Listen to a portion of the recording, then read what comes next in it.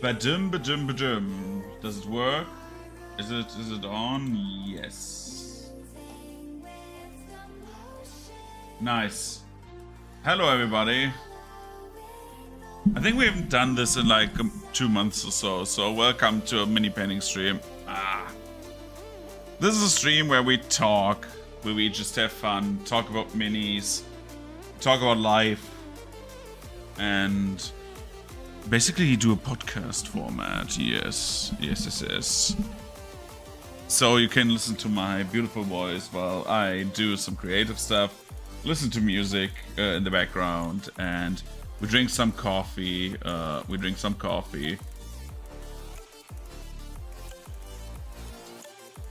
And just have an overall good time. So, what we are doing today is a bit different from what we usually do. We are priming minis. We haven't done that on stream yet, because usually I would do it outside of stream, so we are prepared.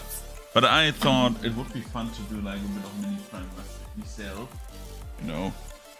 And I've gotten one object that I wanted to prime desperately, which is like this mirror here. And I got from like one of my friends, I got like silvery reflective tape. So we're building us a new like little own mirror. That is like the idea here. So what we need to do is most importantly, after we've primed this and painted it, we need to of course like take measurements. I need to see if I have like my measurement tape here somewhere around. Otherwise we are like taking something like a ruler or something like that. That's enough. We just need to measure the distance from here to here, from here to here, and like the curvature of the edges is of course like something we need to take care of, but nothing too wild, you know, nothing too extreme. So anyways, welcome to the stream, welcome to painting, and I would say we just head off. So just straight up do our stuff. So what we need is airbrush thinner. So this is like why is this like, is this mirrored on the output? That should not have been mirrored. One sec, I will see into the stream. Yeah, you see it like reversed, right? Oh my god.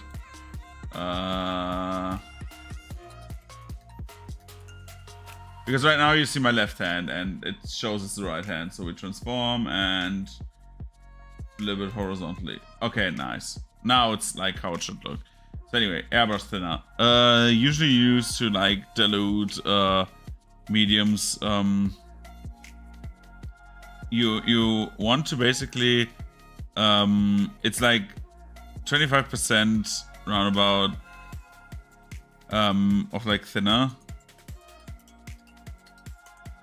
or like 50%, like 25 to 50%. You give like that thinner into this.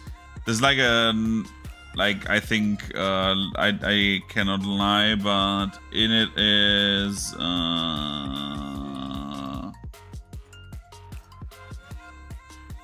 what is in this?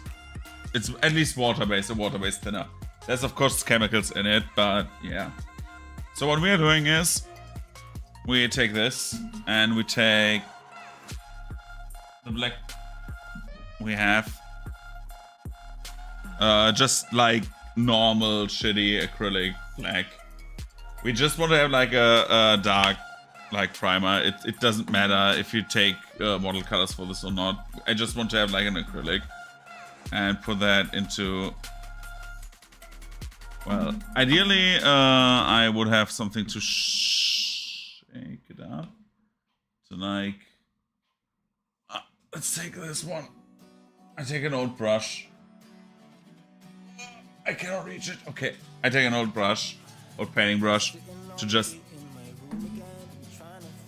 mix it up. I should shake the bottle, by the way, because this is a water-based acrylic color. So yeah, we're shaking that up.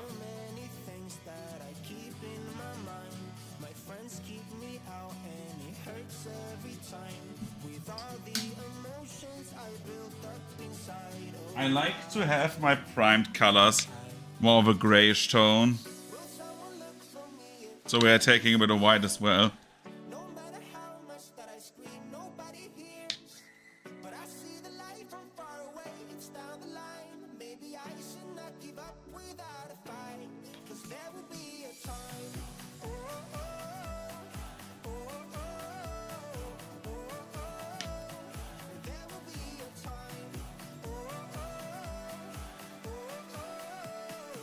Did I never open the white color?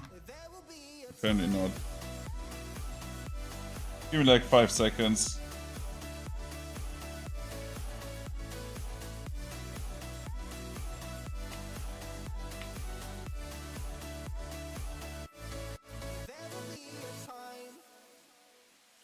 So the problem is I need to I want to make a gray that has like one particular reason. I like to have gray primed miniatures. I prefer them over black usually, except for like if I want to have like really like crazy like basing, like something like a very dark miniature.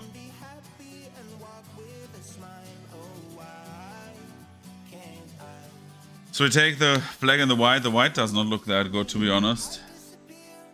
It's like in here. And then we just take the airbrush thinner.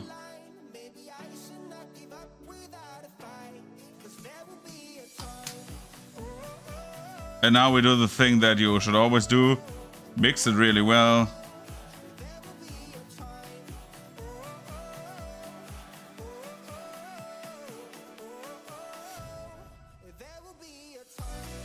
We're making basically like this airbrush medium.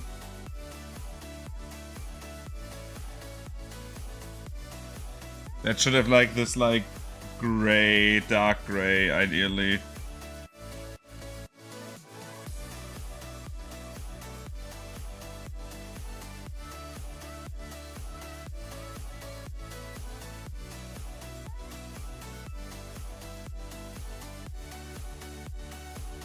And once we have that, which I'm like mixing outside because I need to see what I'm doing, sorry.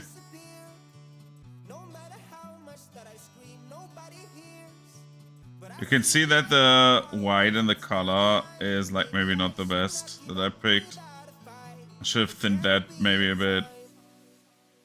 So I'm actually doing that slightly. I just thin it like a smidge.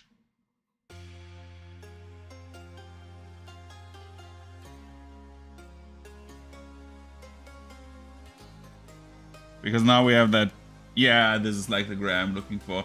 So at the moment you don't see it, but it's like a very like ashen gray.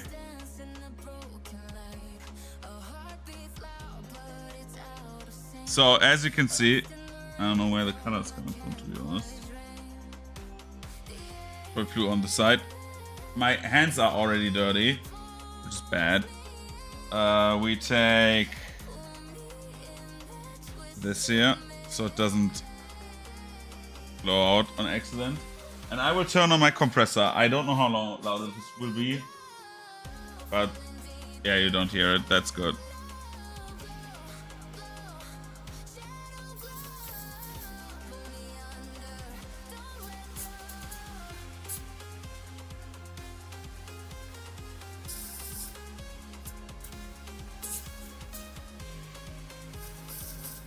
And usually it should start becoming like a bit like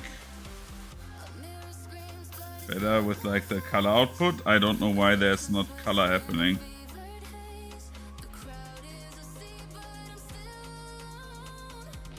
It is on its pressure. I've turned it down a bit.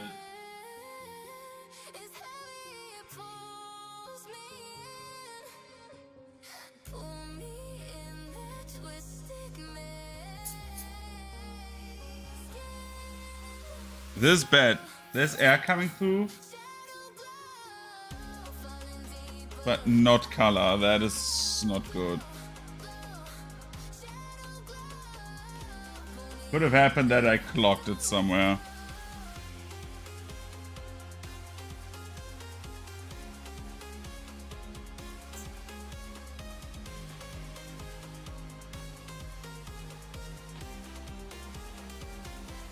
Well, that didn't work out as I hoped. There is color coming through, but very badly. Frick.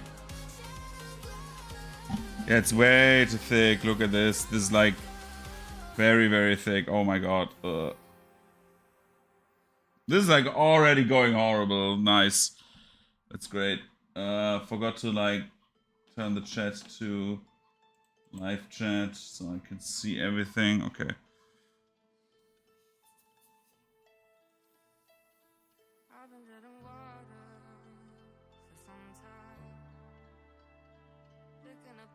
I think I got too much color in it.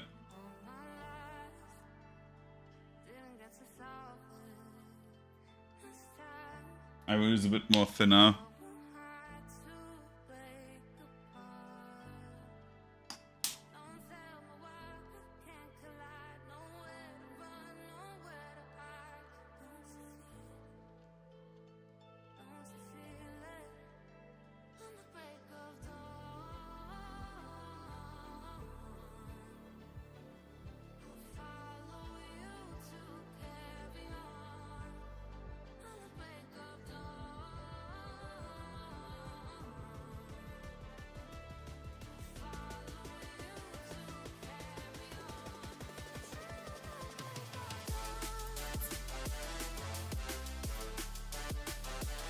So this is not working how I imagine it to work. This is bad. I need a container right now. Do I have a second container here? Yeah, I do.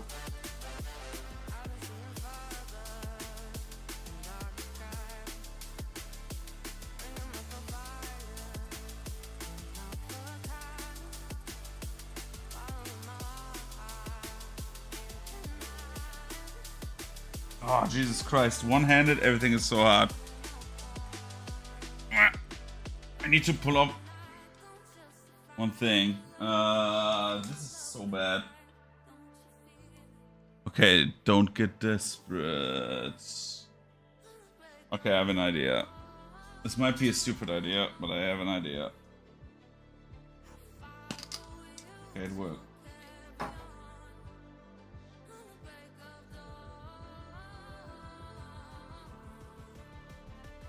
Yeah.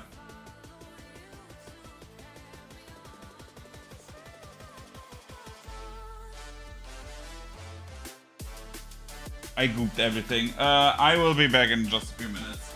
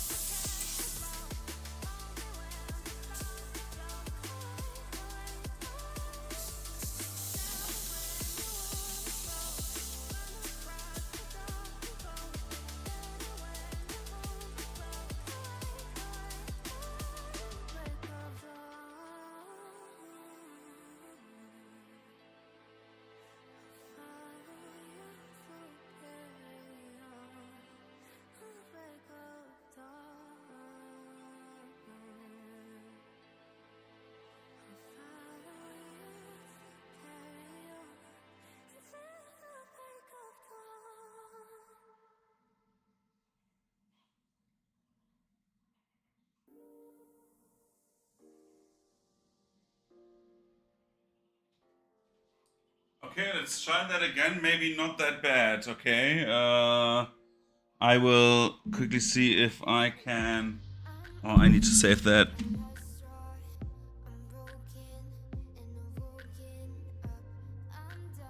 I need to like quickly stroke over this so it does...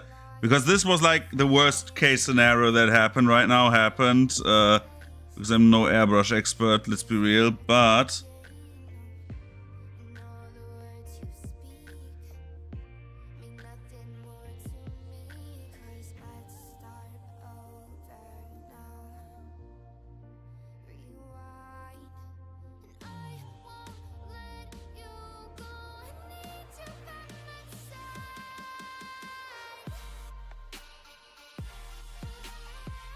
Okay, this was not supposed to happen that way. But...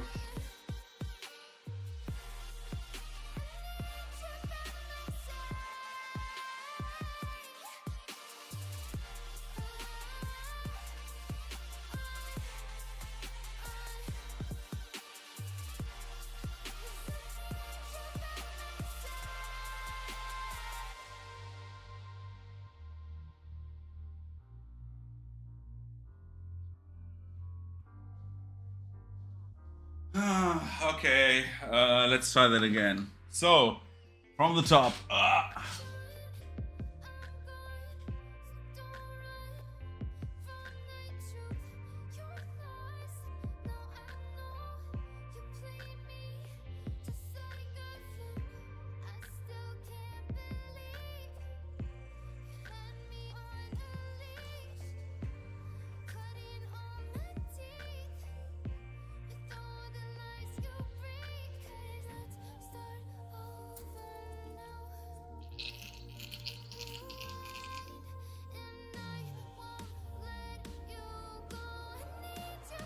Okay, let's try that with the airbrush cleaner.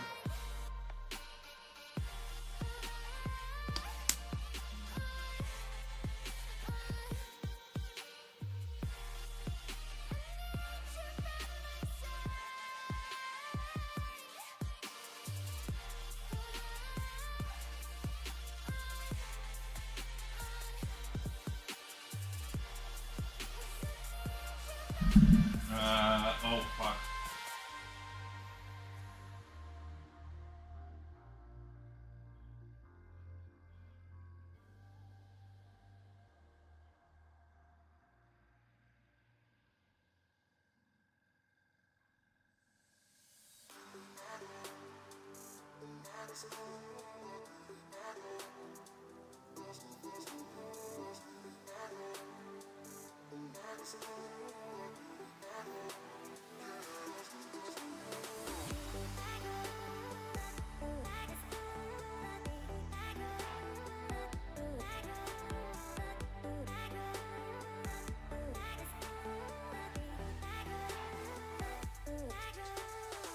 Okay, let's try that again.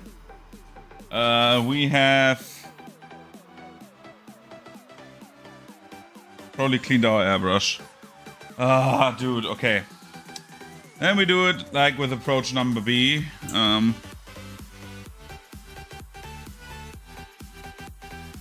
Approach number B says we are...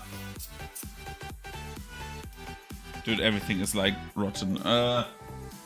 Approach number B is we take the black from Vallejo, just so it's like a bit better. Or we take the gray.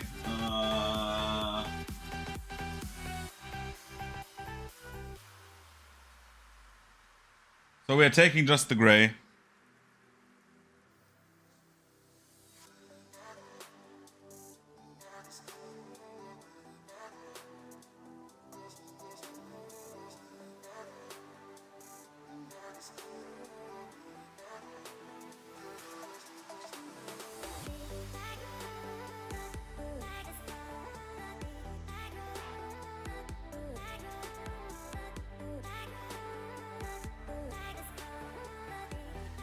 And we're taking the gray and just do a few drops of this in here.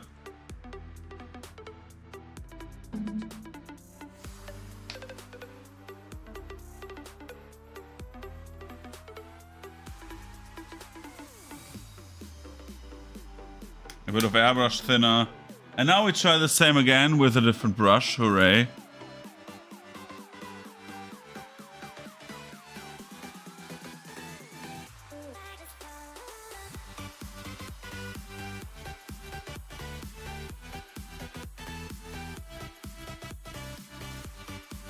Within that,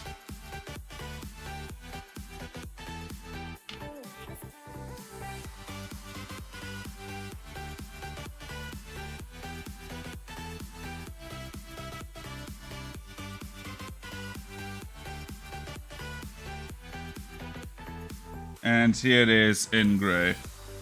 Okay, yeah, this is like more like it. So you take this, and it's a bit too fluid for my taste, but that is probably because of the previous color.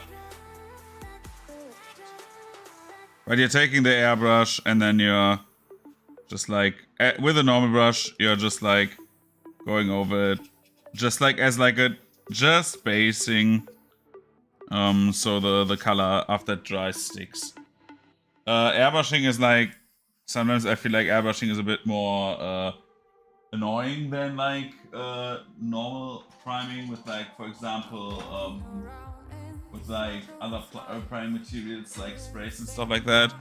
But it is just so much more pleasant.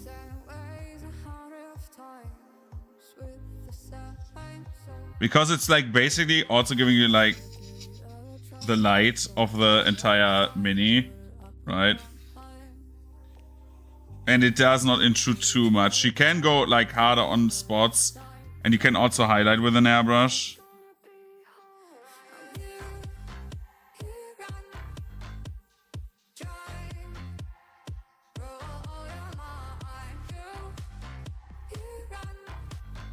I think I took too much thinner and now too little color. As you can see, like we have like a bunch of like color here, but not enough to like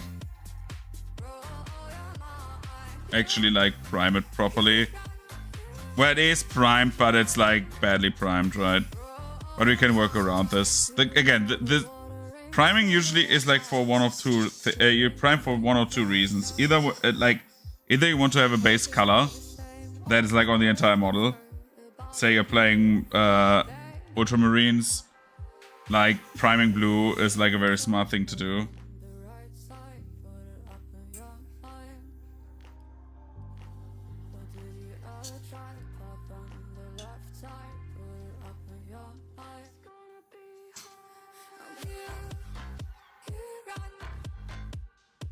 Or you or if you prime, for example, for like, say, Blood Angels, priming red will also not be a wrong thing.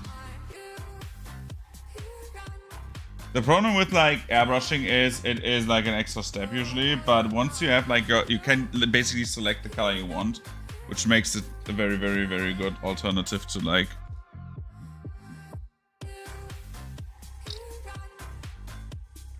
other priming methods.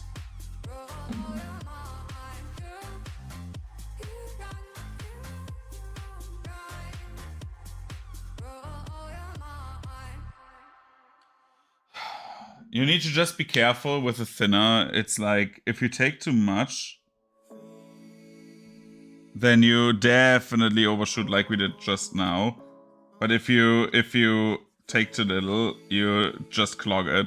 So we've seen like both extremes. Though I'd rather have too thin of a paint than like too thick of a paint.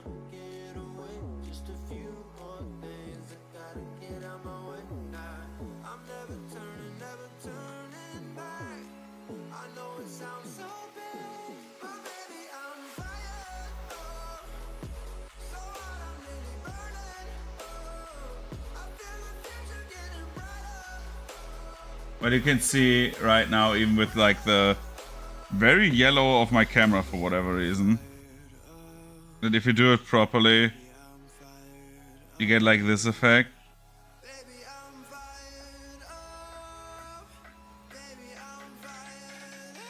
And then you can start also highlighting already.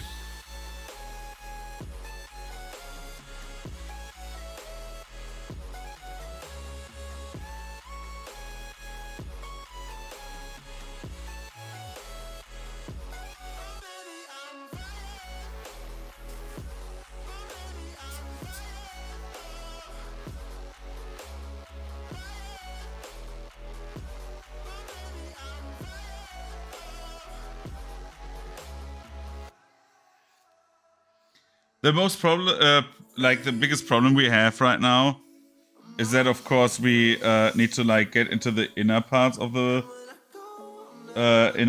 model, and if you want to get in there, you need to like be a bit more careful about how you adjust it.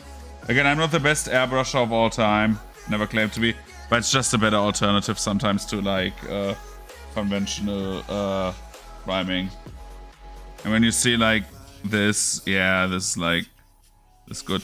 Feels also after like a while, it feels like literally like just using normal primer. That was stupid.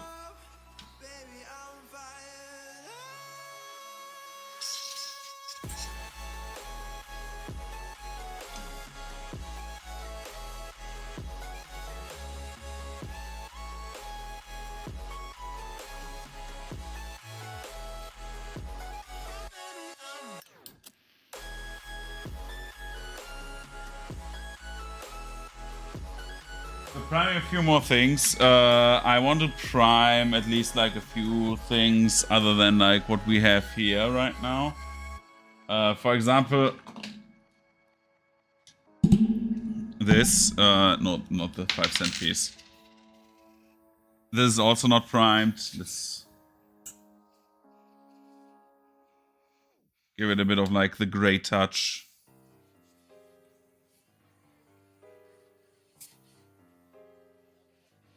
Again, the idea of this is not to paint the miniature. You can airbrush your miniatures, though I do not prefer it, but to give it like a base coat so you can paint on top of that. Which is why I prefer gray, because you see, in my opinion, with gray you work best.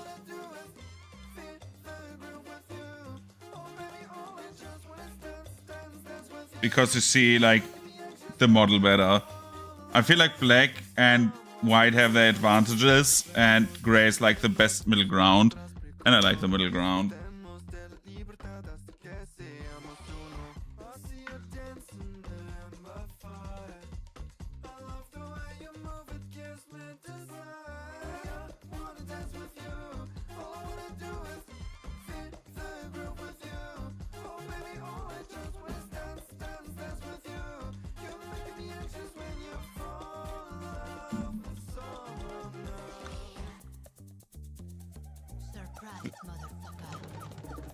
Thinning the gray a bit.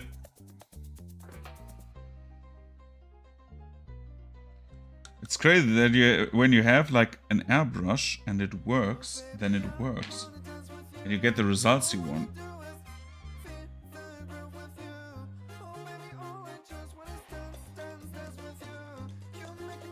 I just wish I had a better container for my airbrush fluids. I just improvise right now because usually I am so used to like, oh, this is like great. This was like great in color.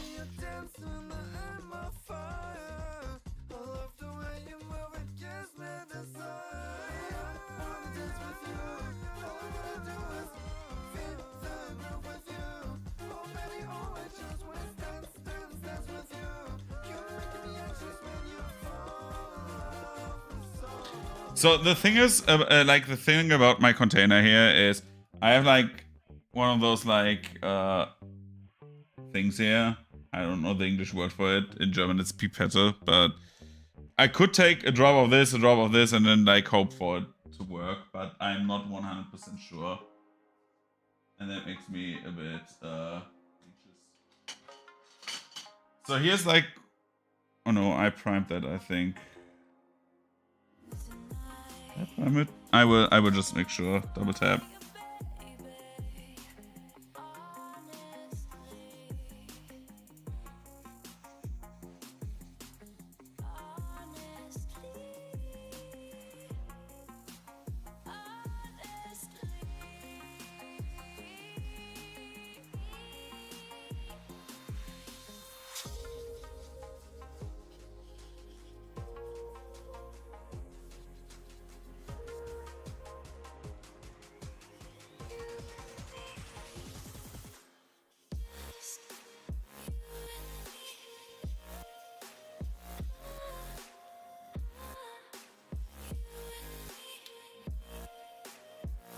Okay, we've primed a few things.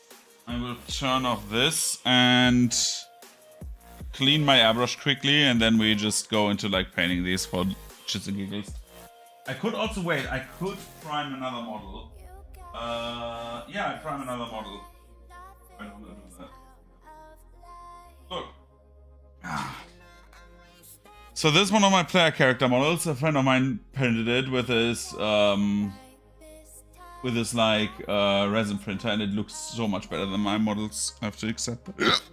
Like, I have to agree there that it looks a lot better, which is why I'm like thinking about getting a resin printer now.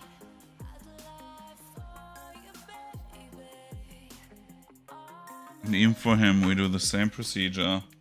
One drop of color.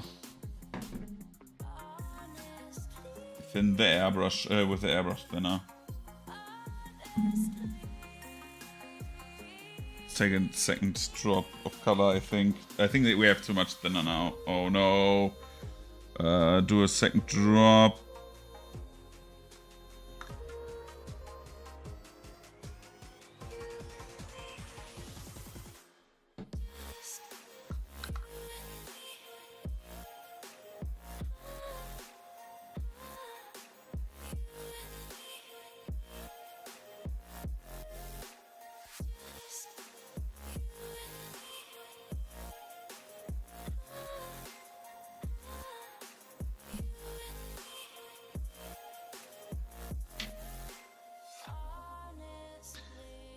Like, priming is not as exciting, I feel, as like painting, but that's just my very subjective opinion on that.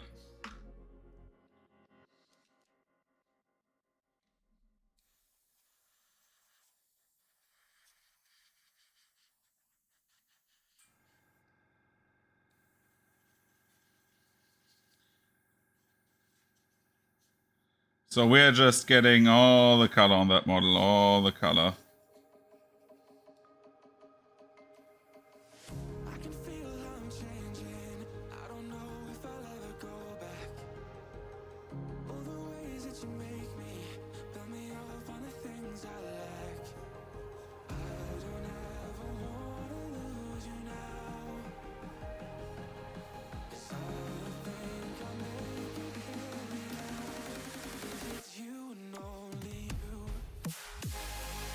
So after this is like primed,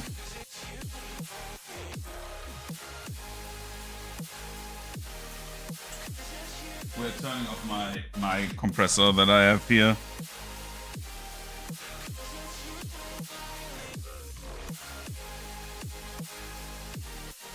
And then I will clean my equipment. I'll be back in like 3 or 4 minutes. Just like cleaning my airbrush quickly.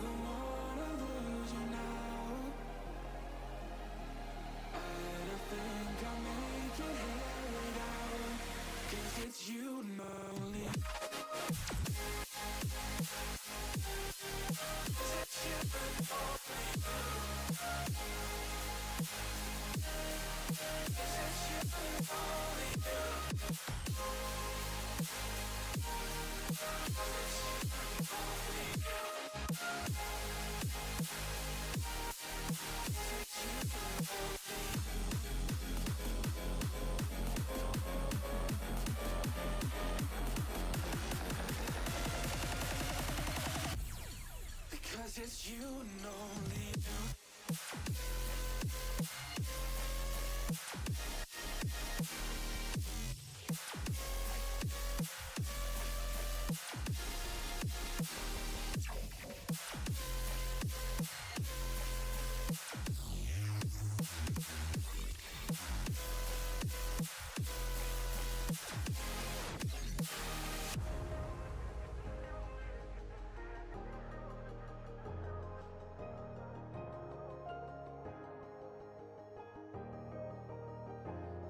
Okay, let's see. I will just do a drop of airbrush, and I will just like clean it. Drop of airbrush cleaner, then I will try to clean my airbrush, and then after that we start painting. Hooray!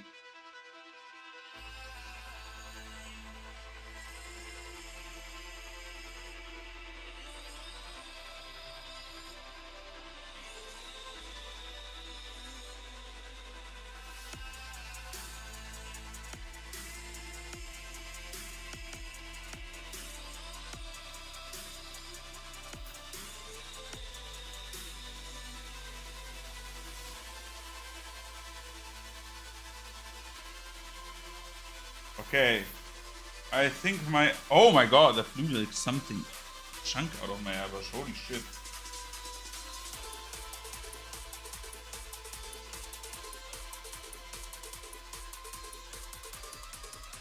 Okay.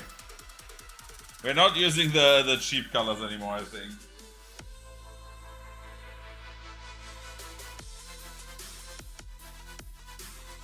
Let's open up my compressor.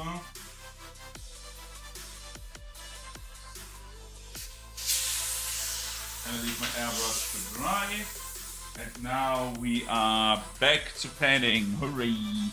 So, we're in painting land. We are waiting for these to like dry off a bit. It is like this one is like still very wet. I think the priming on it is very, very bad, to be honest. But we will survive. I will, however, do something like this.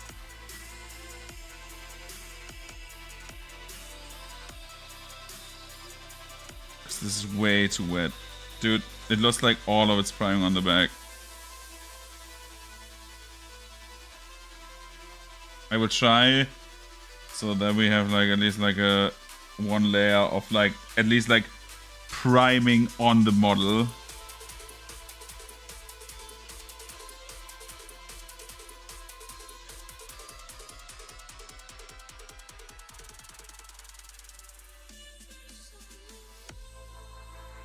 The good thing is I can go over with the one brush I have.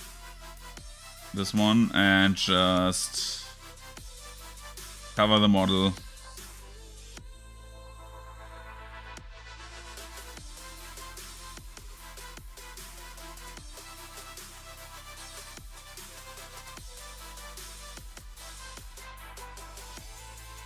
Okay. We have a bunch of things primed now.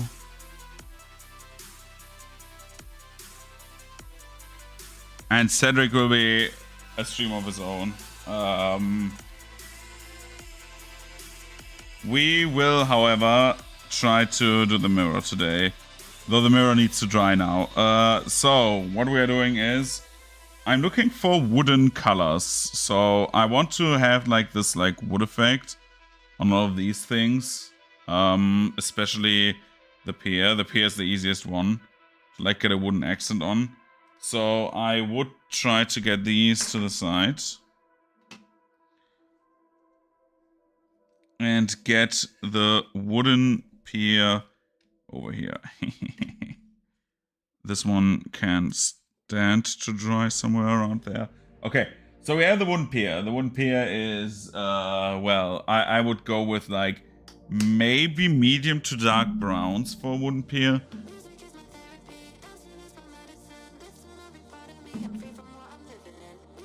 To give it that like old look without making it like grayish brown, like many other old piers are, but I want to have it like be universal, right? So what I'm trying to do with like all these like objects that I like always show off is we're trying to make like as many modular pieces that you can just plop down without having someone notice that it's like modular but belongs, right? Like, we want to have like many pieces in the end that are like, oh, this belongs here, right? And not like, oh, this is like taken from another piece. Sometimes you cannot get that because you have like set piece parts that don't belong 100%. But it's like the illusion of it being a real place, right?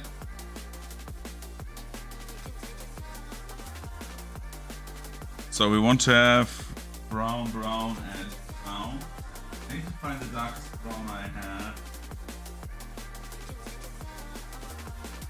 Otherwise, we need to put a drop of black in it. Yo!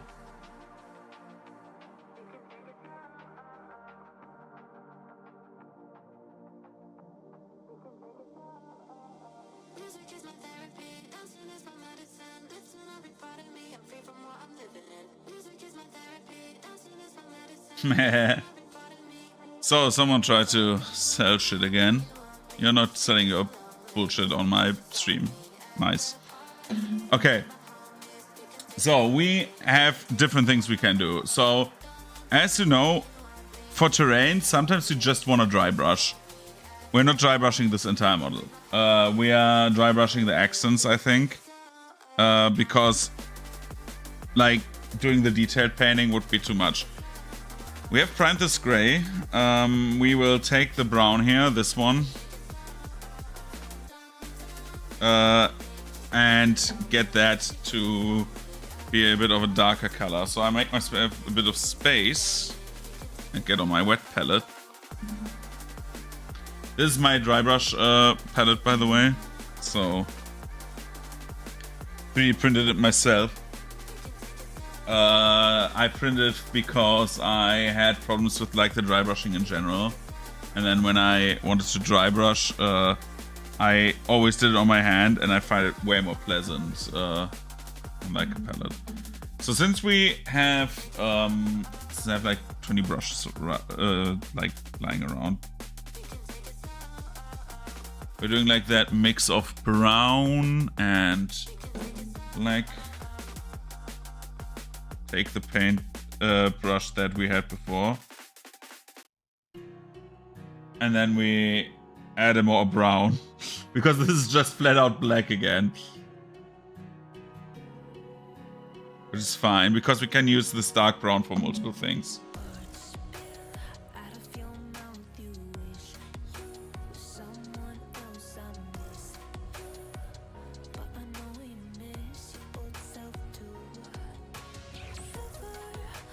So one little drop of black, and then we have like a very clean dark brown.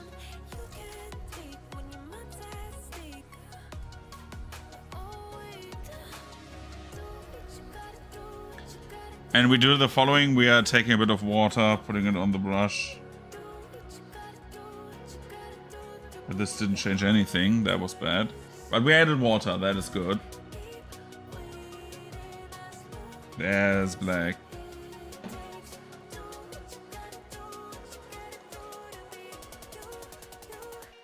Oh yeah, this gives like a very old brown. This is great. Again, another drop of water. Thin your paints, please, everyone. Okay. So what we want to do is we're just glazing this entire thing in this like now dark brown, and get everywhere in like get in everywhere where you can.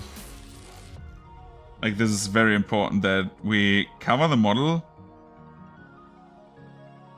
There was a bit too much water, and like, to quote IGN, too much water.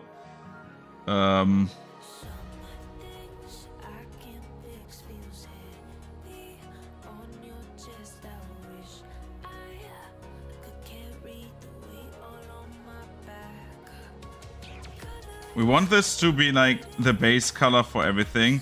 For example, this would be like something that you could think about dry brushing with, or not dry brushing, priming with like a dark brown, and then you would have like the dark brown everywhere.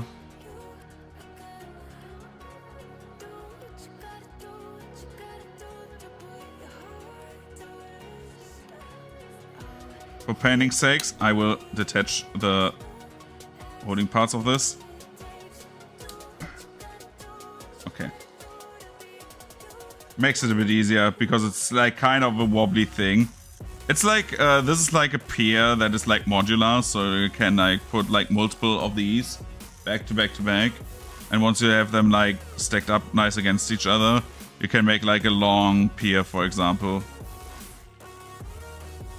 Haven't used that up to this point. I wanted to use it in an encounter that never happened, because I didn't feel like using that encounter, because it felt when I... The problem is, sometimes when I'm in a session, I have like the feeling, oh yeah, I planned this, and then I say, this is like ass, if an encounter happens here. It kills the pacing, and so I'm not doing those. This happens sometimes. This looks like I'm wiping shit all over the model, actually. Well. I like my favorite color, shit brown. So, then I'm not doing those encounters, because I feel like, for me, the pacing and having a good time is sometimes more important than to shoehorn in an encounter. And if the talk flow just happens, it's just better than like, oh no, now randomly the pirates attack, you know.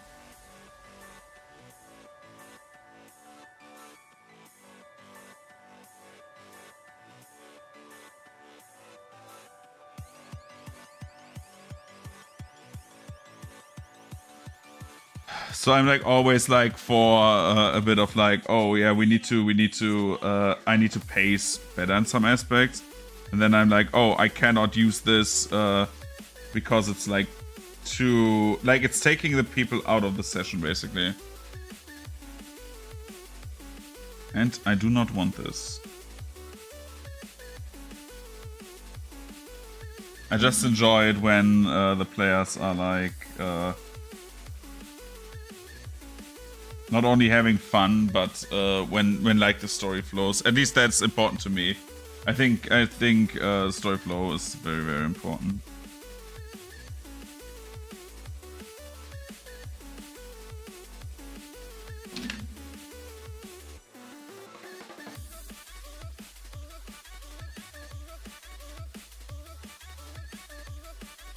We take now a bit of a brighter brown, like not much.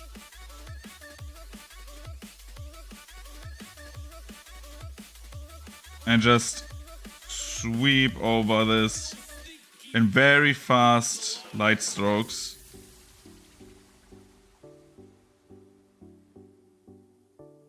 Similar to like dry brushing in general. We want to give it like a slightly used look, so we need to have like some parts that are like more dark, some parts that are like more bright. This is like just to give it like a good old chunky wooden look.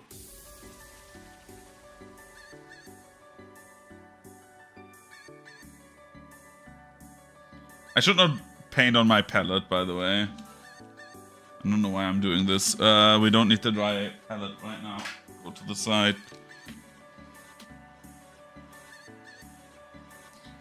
Otherwise you start like fucking up your own like palette. Because that is like a palette I will use for tomorrow and stuff like that.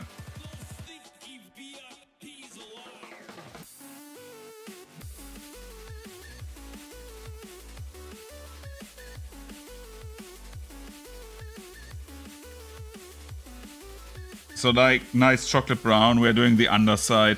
The underside is like not detailed because you will never see it, but I hate when stuff is like not painted like in 360. At least like have the monocolor be on the bottom or something like that. Just so like when someone looks, it just looks like the object has an underside. It reminds me very much if people don't do that. I saw that on like Warhammer Miniatures a lot back in the day, where people just, for example, didn't paint the underside of the Space Marines. They just like, because you would see them only from the top, right? When you have an army, you just don't see the undersides of the Space Marine. So like the groin area below that, sometimes they were like just black there, and that is fine because for like purpose, right? You're like, you don't need to see what's down there, because you will never see it.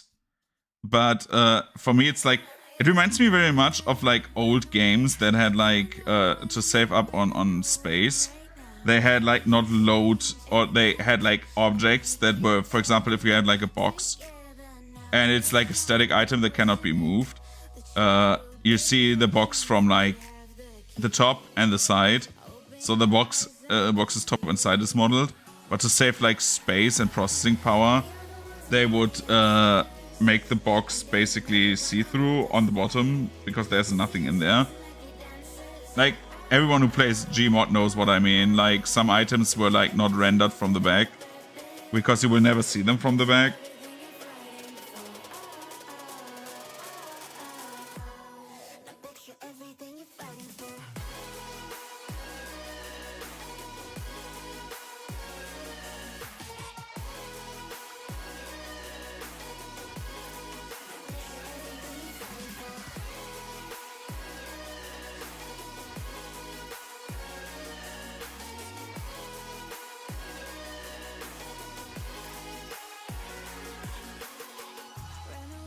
I stayed so long in bed today, dude. I don't know why. Like I woke up at like 8. I had like a really bad headache, and then I said, okay, I'm going back to sleep. Maybe I should sleep it off. And then I woke up at like 10, and I still had the headache, and I'm like, okay, maybe 1 hour, and then I woke up at 12, dude. Exactly contrary to what I actually want to do in like my vacation. I want to like actually get up earlier during the vacation days, because the last few vacations I had, like I streamed it up until like 2 in the morning, and then like, oh yeah, no, I'm getting up at like 10. I hate that usually, because I'd rather be up early, especially since like in the evening nothing happens anyways on my streams. Like I realized that yesterday when I played P, like after a while, like nobody talked anymore. I had like 2 viewers until 1, and then like I was like, oh yeah, I'm spent, everyone's spent, nobody's awake anymore. I'm living in Europe. People need to go to work tomorrow, right? It's like the normal thing, you know? Just because I have vacation, not everyone else has vacation, is basically my point here.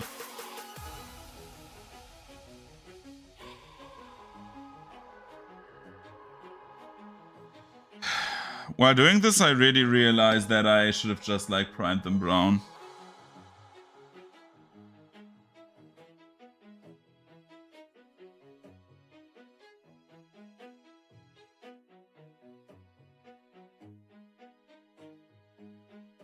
Like the dark brown I had before, yeah.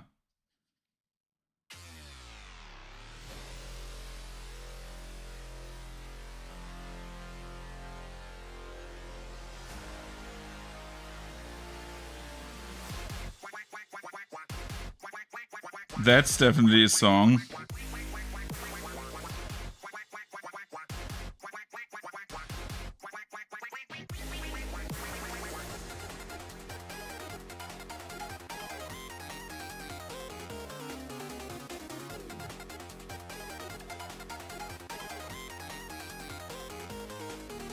I thinned the color way too much, but doesn't matter. Another layer of color will fix this after it's like dried a bit. And I'm painting over my palette again. Especially since the camera is not there, right? Oh, dude.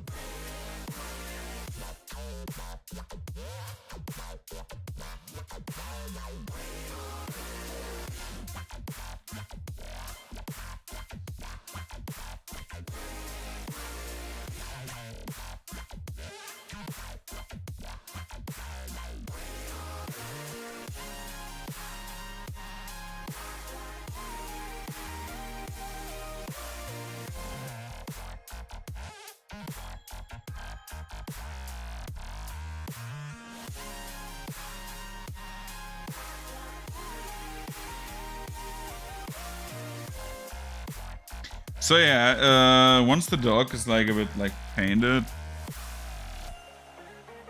we can go over maybe to the mirror actually.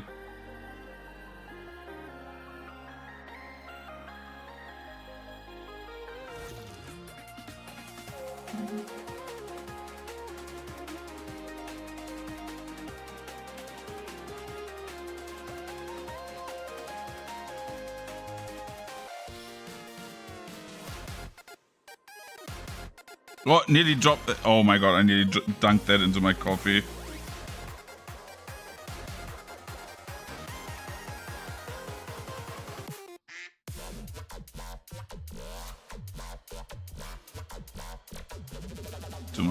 Too little water. That covers way too well. Oh god, yeah. That was a bit much. We take a bit of the color like that we have painted on. Just like spread it. The natural thinning process, you know.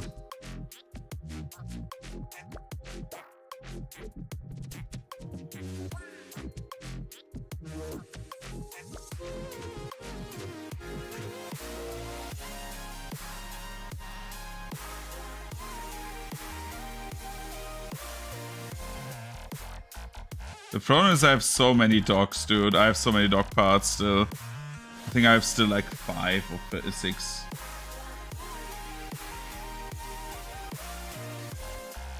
Because I was like, yeah, I want to have like dogs because we have like a coastal adventure, so...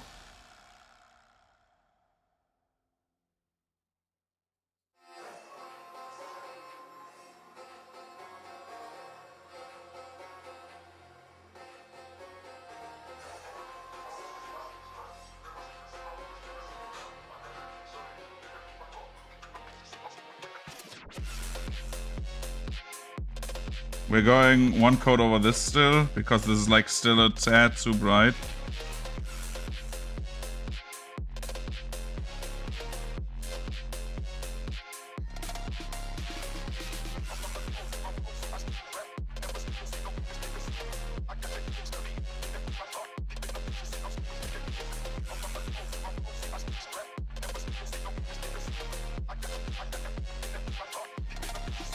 Okay, and then we go another coat of this over this.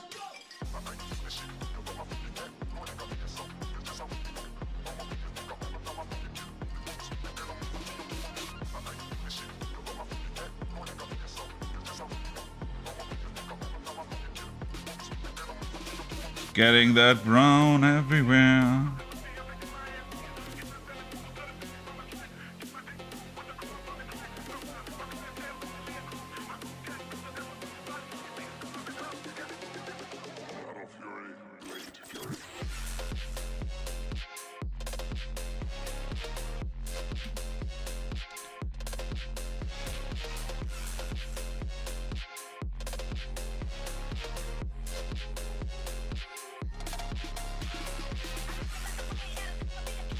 So we're just doing a very thin layer of brown, just so we can color correct this bad first layer, but...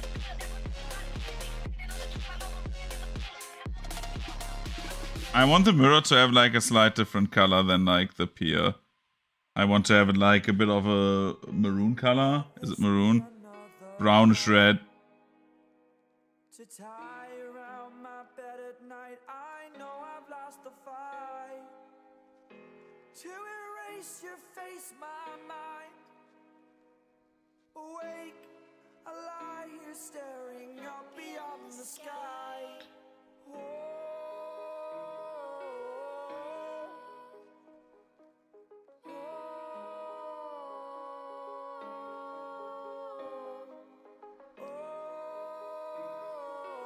Dude, that song speaks to me by saying, oh.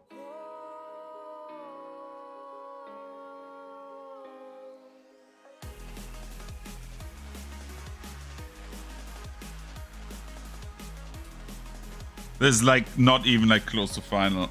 Okay. So drink a sip of coffee. So we are like still powered up.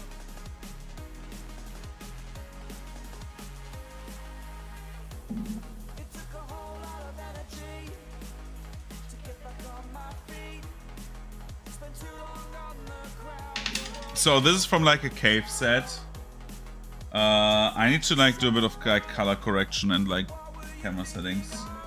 Like every stream of mine, right? Every stream of me is like literally like, oh, my camera is like fucked. I'm not good at this, but it doesn't matter.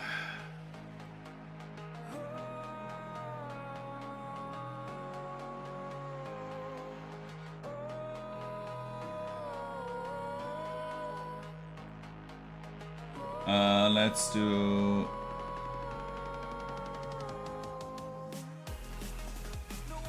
a bit brightness.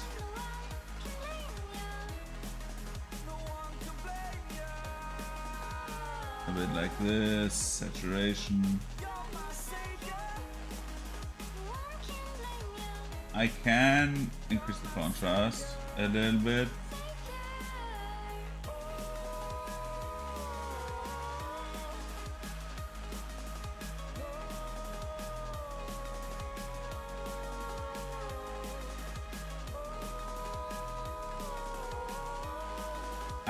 I wonder why enhancements don't do anything.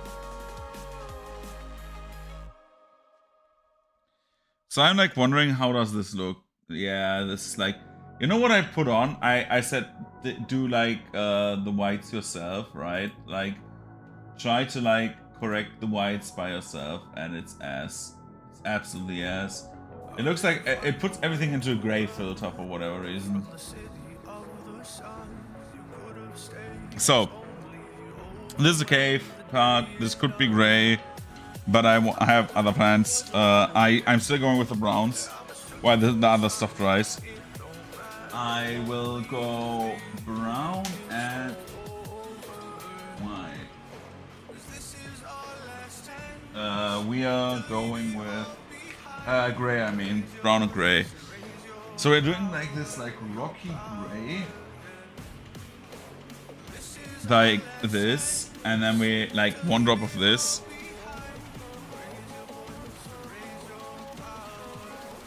And then we do this like earth colored brown.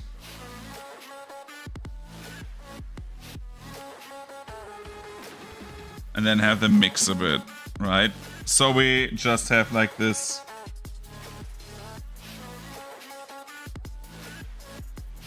maybe a bit more of the brown and less of the gray.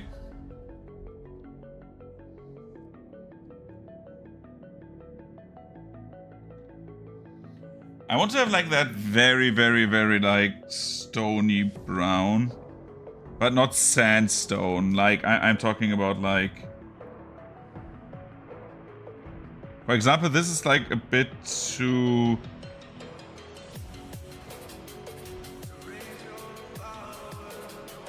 If we get like a little bit darker,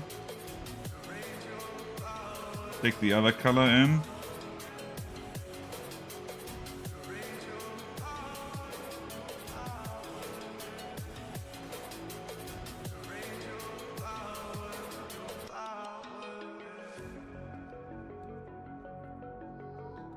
I would have done the actually like this as like the last color, to be honest, but we can take this as a base.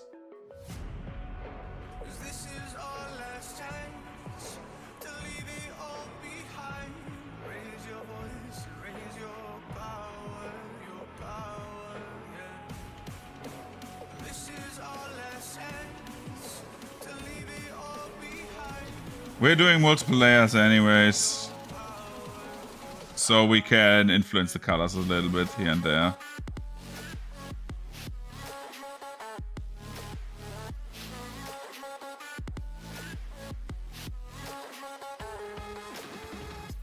Trying to get like this like grayish brown onto like the stalagmites, I mean, sorry, mighty on the ground tied to the ceiling.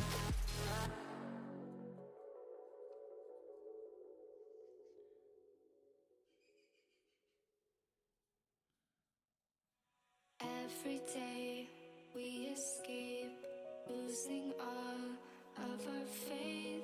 We can't live this way. Feel me slowly fade away. Feel me slowly fade away.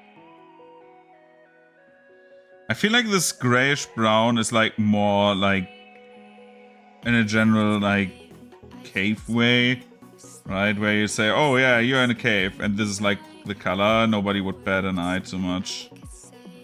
But we are going to like, of course, like dry brush later over like some details. But, and this is a big but, we can take this brown now.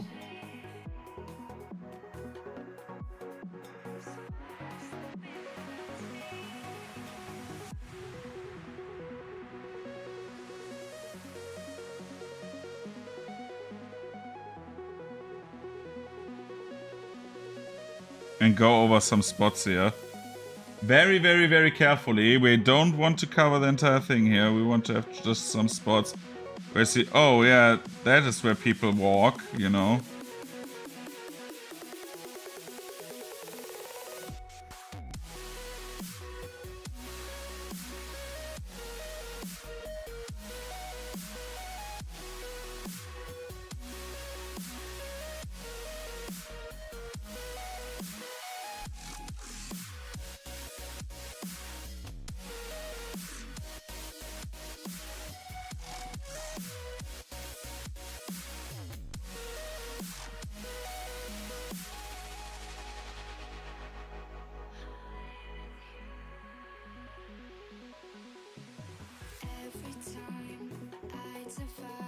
So we just give it like that like used look, right? Take away all the pain. Give myself another day. Give myself another day. And the same we do on the sides here. So you know what I want to talk about? I have like one topic I want to talk about. New Pantheon stocking. I said like last stream, I think, that I watched the finale. And I'm very, very happy with the finale actually.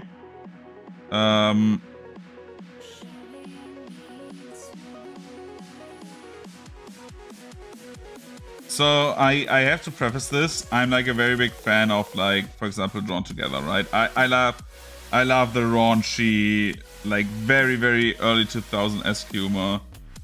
That is like nowadays, of course, it has aged like very badly, right? Because like we have like evolved past like, for example, making like crazy gay jokes, and I'm not a big fan of that as well because, well, you know how I tick.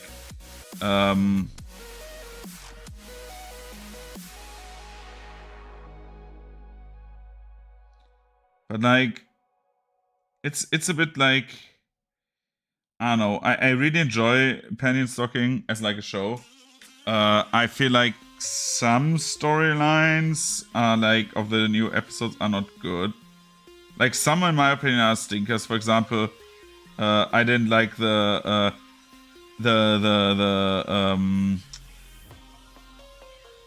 episode with the what is it called? The anthology episode. This time around, I did not enjoy that. The one where they have like what were the episodes? The barbarian one was okay. I liked that. I didn't like the sex from outer space alien thing. It was weird because like it was also like very rapey. But like in like a very bad way as well also. Though the action scene at the end was really cool, and the idea with Garter was very cool. But yeah, I did not wholly enjoy that. I don't know, I'm not the biggest fan of the Demon Sisters, actually. I like that they got into the main cast. I'm just sad that Scanty of the two had like literally nothing to contribute in the big run. Like Nisox was the one that like got most of the limelight, and it is great that the Demon Sisters, like, that we have like an expanded cast of characters.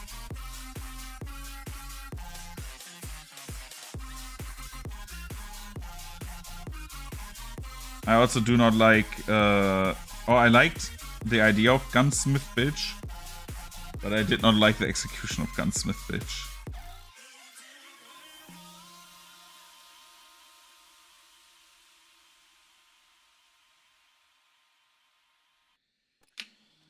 But yeah, it's like, but in all in all, I really enjoyed this season. I liked the new Angels, I liked the brothers. I liked the idea of the uncle being like having the Photoshop hand, like the parents have like the Photoshop genitalia and stuff like that, right? I really like that.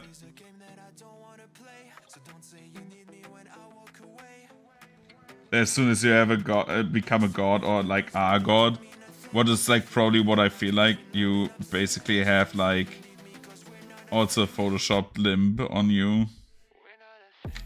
Though I did not enjoy the ending as much as I should have, I have to say. So for example, the problem is with the ending is I don't like that jarring jump from like he's just a geek boy to like, oh yeah, let's be a thing. Though I think that will be like undone in the next season in 15 years, you know, where like this was all reset or something like that, or stuff like that, because I cannot imagine the show. Like Garterbelt is my favorite character, like by far. Like I love Garterbelt, right?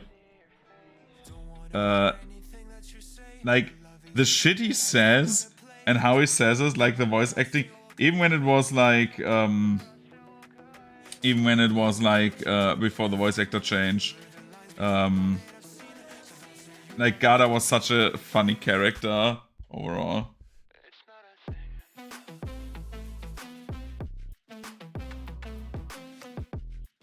He was just entertaining to watch, you know. And stalking as like the new priest would be like boring in my opinion. I don't know, I cannot see the voice actors pull it off that much.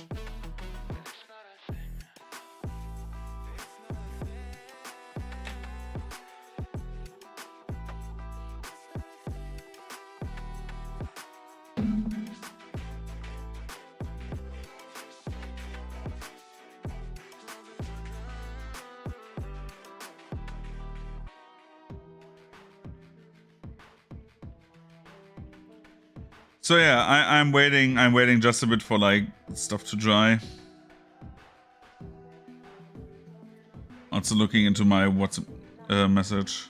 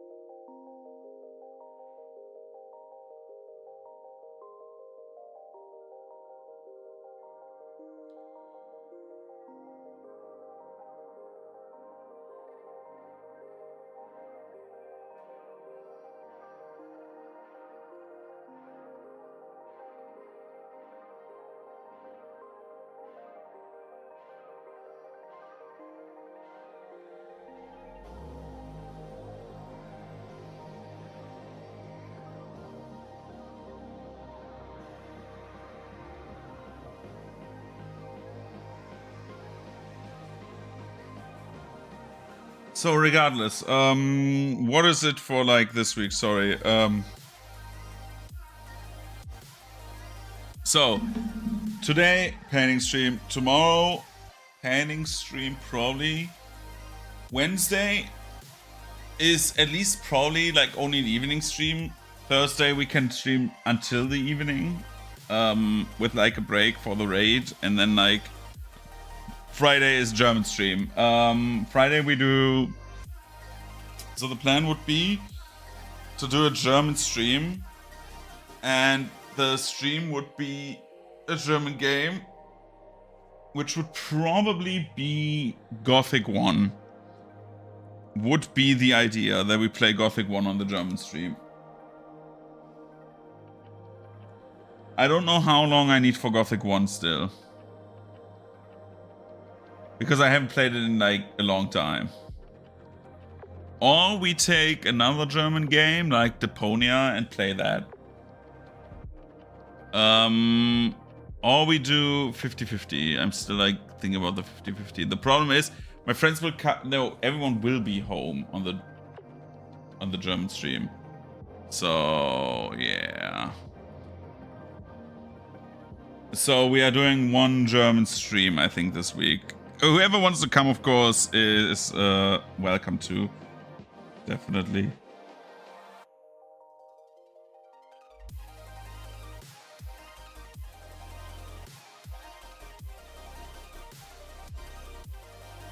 You would be most welcome to join. Otherwise, like I was thinking about doing like half Time Stranger. If Time Stranger, like Time Stranger for Europe released on the 2nd. If it's still released on the 3rd, then Friday will be Time Stranger, and we just do the cheap thing of me like eating something like that. Anyway, so this is drying. Or this has dried. And now we're doing the dry brushing. So, I am getting one of my brushes for dry brushing, which would be this one. The old good dusty one. I will just get the dust out. That is like a bit...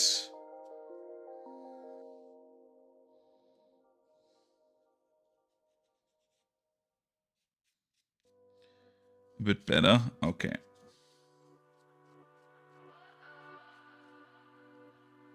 So we are taking for this, we're taking the maroon colored drop. And now we are just, for the dry brush, we are taking a little bit color. And then we just give it that good old brush off. This is too little. I need a bit more color. That was a little bit too little.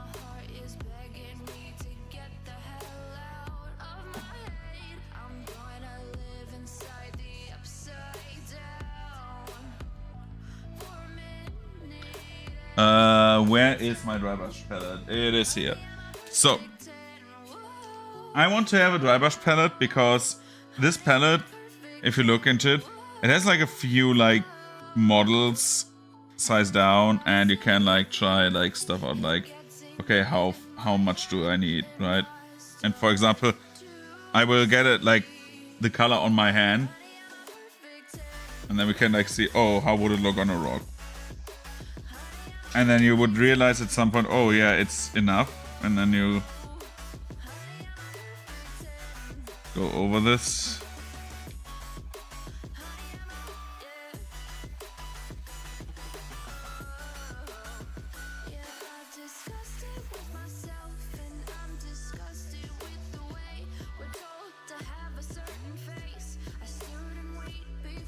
And then we just do this over and over again. So we're now dry brushing this. Usually, like for miniatures, again, I'm not usually dry brushing. I like accenting with like going different layers, but for this, like, this is like such a huge object, and I want to have like a certain style of it. So we're like going again over with the dry brush because I know what I want out of this.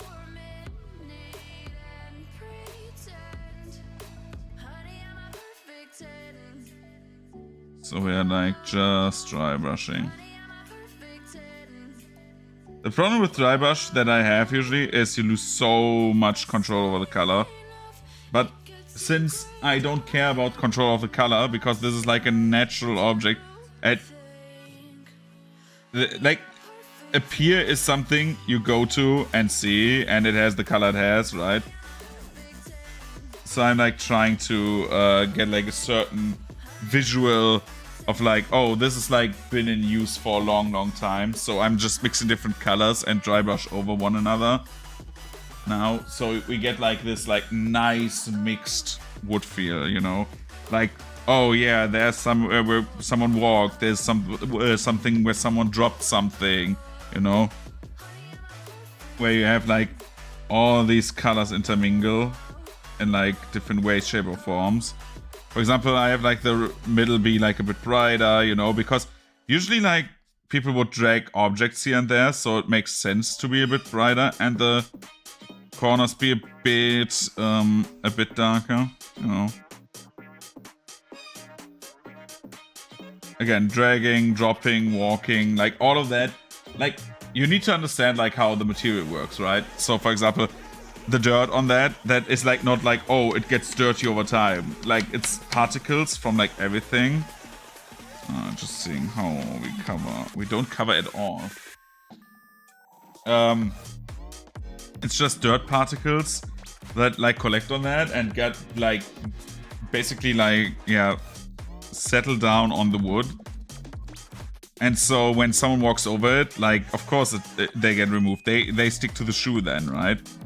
So you're just like go with like different colors on the main walkway. Then you like go on a different color with like on like the sides where there's like less travel, right?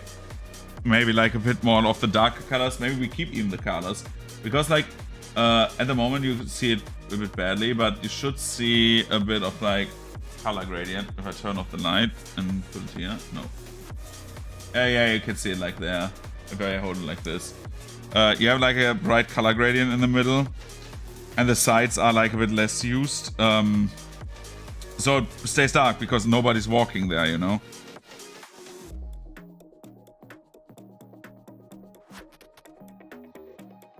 The most important part about this is that you just don't like rush this. Again, like this is like for a hobby.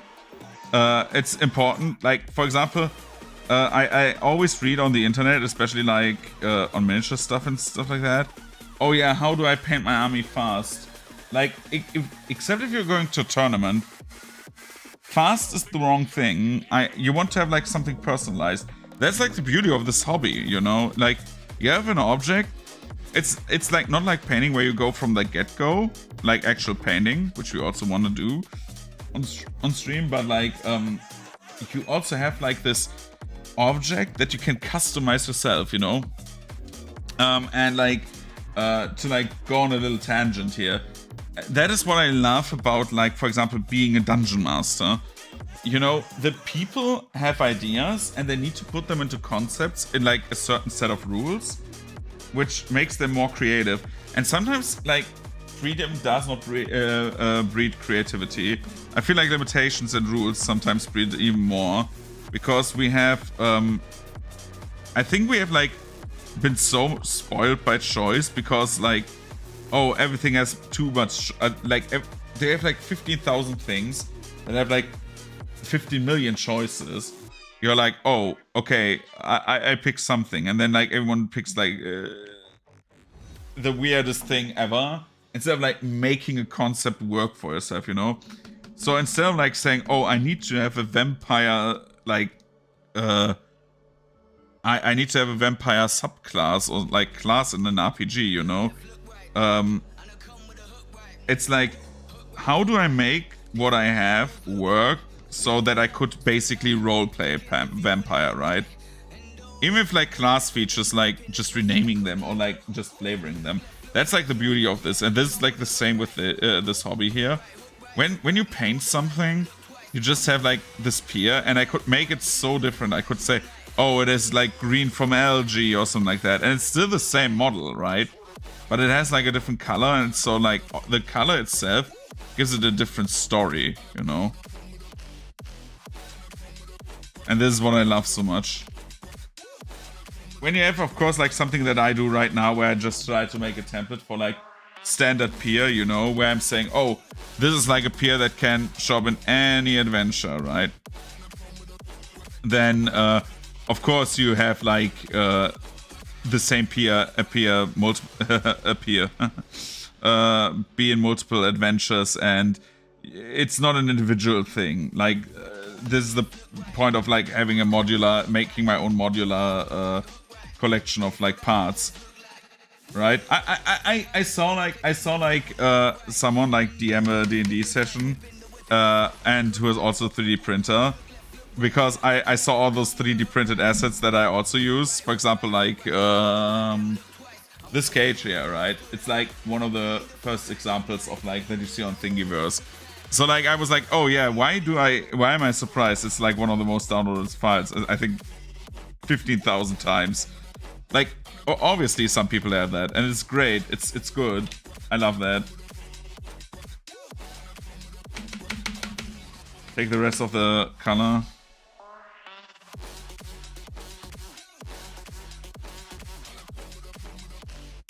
And like that is like the most beautiful part about all of this, is like just like you just have fun, you just customize, you build something. Even though I'm like I have to say I've gotten a bit lazy sometimes, like especially in like prepping.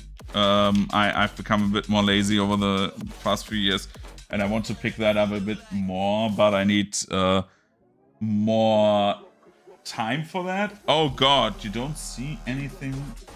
Wait. Oh my god.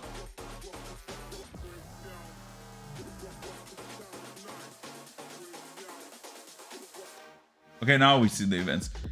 So it just makes everything like I want to like focus on that, but I need to have like another thing die for that, and I need to like on Thursday tell my raid basically that I will stop raiding. I've like thought about this for a very long time, like if I do this or not, and I think progress time is not for me anymore. I just have like so many other hobbies, and I think every time I don't have raids on Sundays, right? I feel like, oh, I don't have a raid today. That's nice. That's good.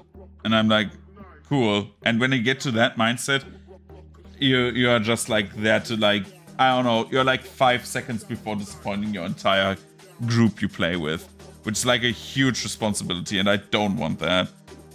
And with like my medical history over the last few months, it hasn't gotten better. By the way, we're waiting for this to like actually like dry.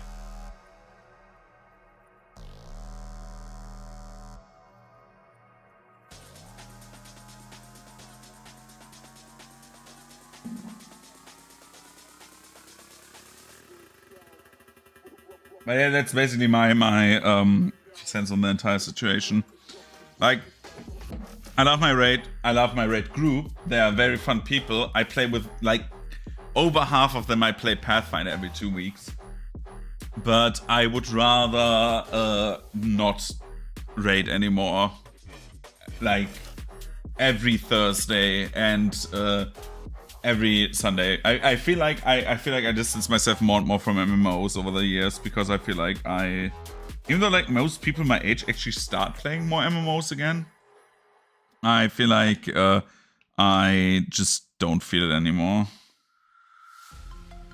MMOs and I are not done, but I just have like a big disinterest in playing an MMO in general right now. I have a feeling. So yeah.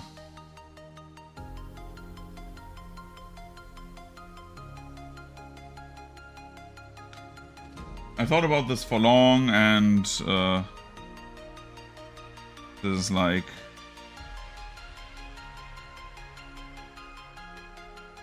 me like deciding basically basically the decision fell yesterday also, like when I was like with my family.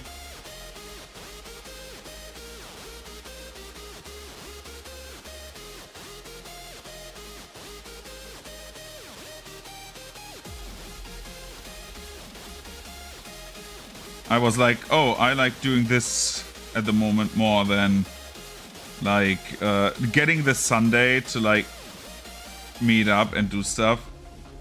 I'd rather like that than sitting in a raid in the evening hours. And even if I play something else on the Sundays, you know.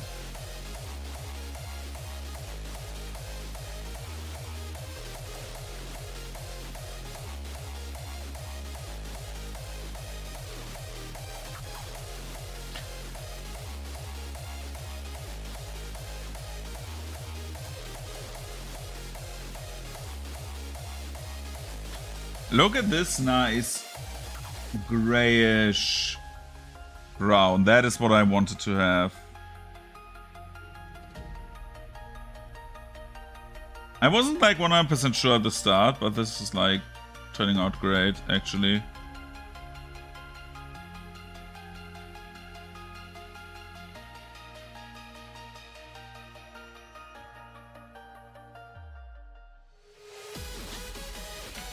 But yeah, it's like that, and then we have like other responsibilities I want to like keep up. For example, I realized when I like we have like two options. When I, for example, stream on like, for example, I stream on like Monday, Wednesday, Sunday is like the plan, right? Or like Saturday, alternating. Like when I have time. When I stream on these evenings, I just don't have time to prep sessions properly, because that's 3 days away, and then we have like Thursday is the one, so I have only the Tuesday. So I could just not play games, or I could put the planning into the streams. The problem is one of my like my viewers, my players watch my streams, so they won't know what's going on. And yeah, that is like no bueno. I wanted to do a stream at one point where I just like plan a session, so you see how I plan a session.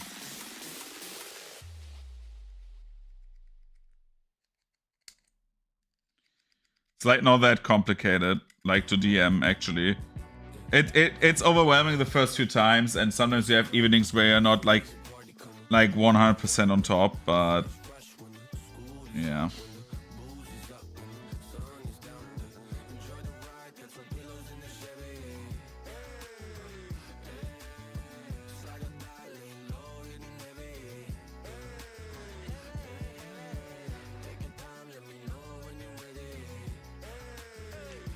That was way too much color. Oh my god. Let's do this. Boop.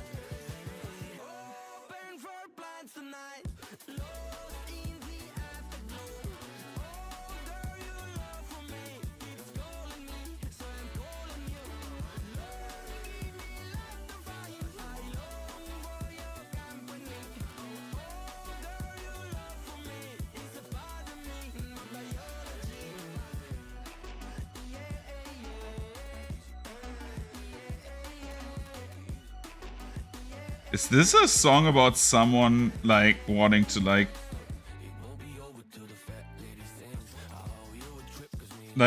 someone trying to like desperately fuck a woman?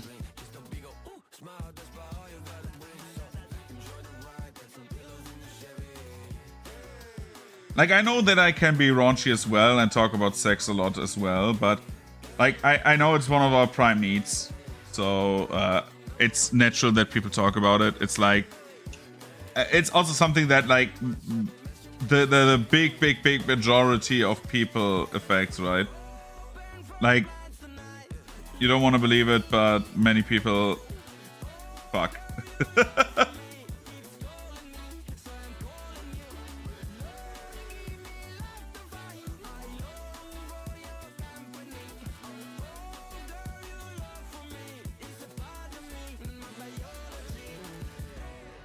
Especially on like party songs like this, right? Like, most people go partying to have a good time, and a good time for many people includes having like intercourse, sex, whatever.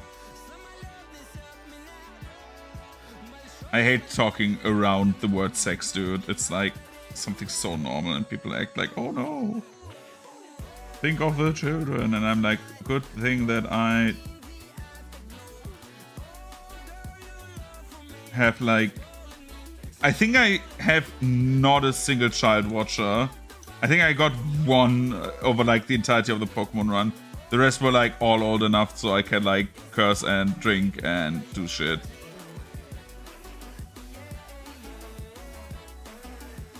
But yeah, I think it's weird that we put like, I know it's normal, but like, we live in a time where we are still like, have like the urges and want to talk about the urges, you know? But like, it feels like I feel like I would love to be like in a civilization 70 years from now that's a bit more sophisticated in that regard. But then again, like, they would also like not like me. So yeah.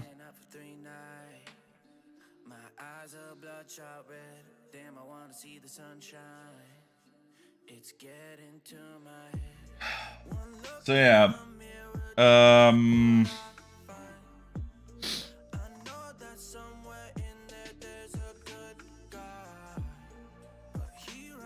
What do we do with a cage?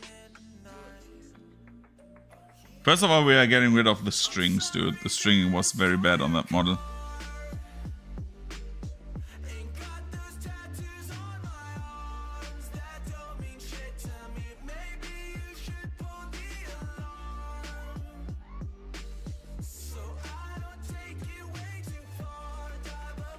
Just not the biggest fan of like I've grown to this taste, the Vivsy Pop-esque shit, fuck, shit, oh, sex, haha, fucking ha.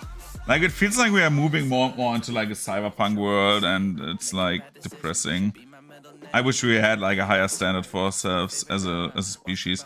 And I say that as someone who's like also very like free in like usage of like bad words that, or one would classify as bad words. Like, I say fuck, I say shit, I say piss, I say I don't know what I say as well. I say son of a bitch, you know. I can live with that, but like not with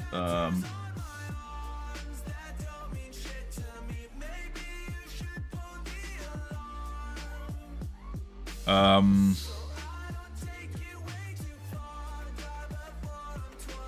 I'm like not 100% on the side of like, oh, we need to censor everything. That is not what I want, but I also do not want to be like on the side of, oh yeah, we don't give a shit about anything anymore. I was like on that side for a very long time, but over the years I realized that having a bit of class can be like kind of nice.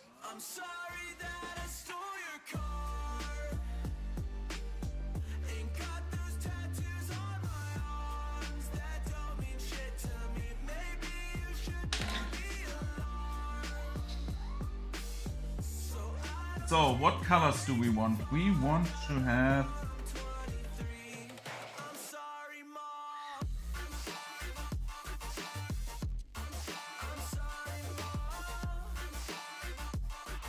Do we have copper as a color? No.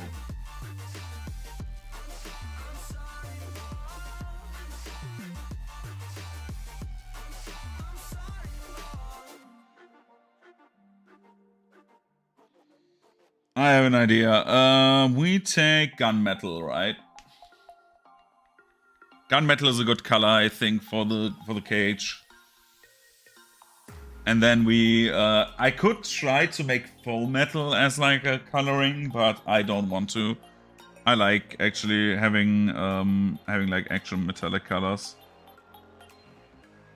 It's better, like I think full metal works better on like miniatures, but not on objects. You know, for example, if they have like something like, say, a plague champion or something like that, right? I'd rather use full metal as like a coloring for that. So where you take like contrast colors and replicate the idea of metallics. By the way, this is on purpose that I go next to the brown, so we get like a bit of an older disheveled look maybe, if like a bit of the brown spills over. But I just like when like a metallic object looks metallic. I'm a sucker for metallics.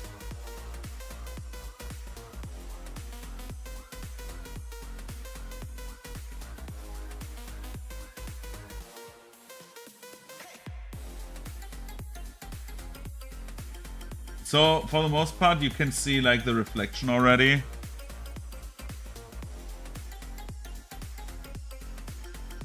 Oh yeah, now the brown comes in. So we have like this older looking metal. If the brown, like, yeah. We have like still the metal colors, but it has like this like slightly brown edge to it, which makes the cage look a little bit older.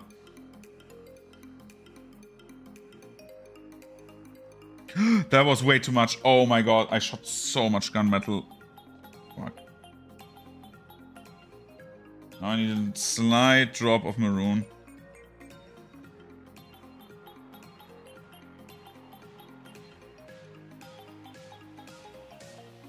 That was way too much metallics, dude. Oh no. Well, that just ate it up.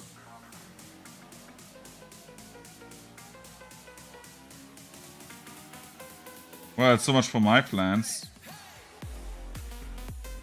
So we're going like on to the top, on to the bottom. There's like different techniques to like do cages. Either you go like, of course, like by like what's in front of you, or you go like with like, oh, I go around and then I go to the next row. I prefer using like the going around in one circle and then like switching to the next row, because it's just like you spread everything and you know, okay, this row is done once you see the color again, right? I need to do the top. But it kept a bit of the brown color. Like you can see that like a little bit, that it's like a brownish edge.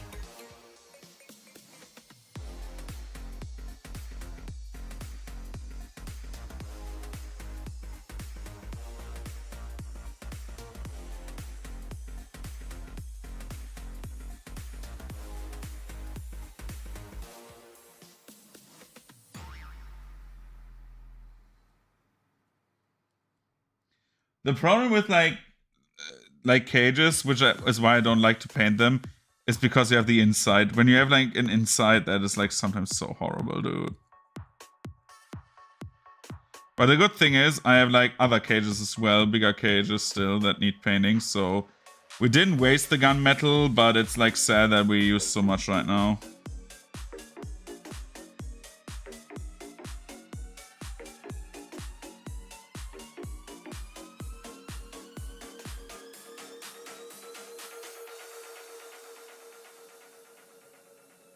Quickly like coloring this and then touching the bottom and slightly the top. Okay, now we set it up, go over this. And then we take the other cage that I had right here, and I don't see it anymore. Why? Where is it?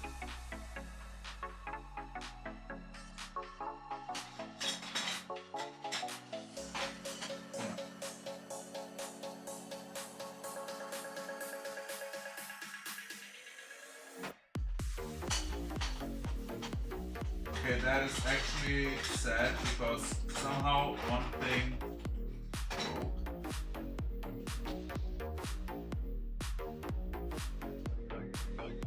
Well, we'll survive. Better than nothing, right? We have a bigger cage here, one square cage. Thin the paint and then spread it like there's no tomorrow.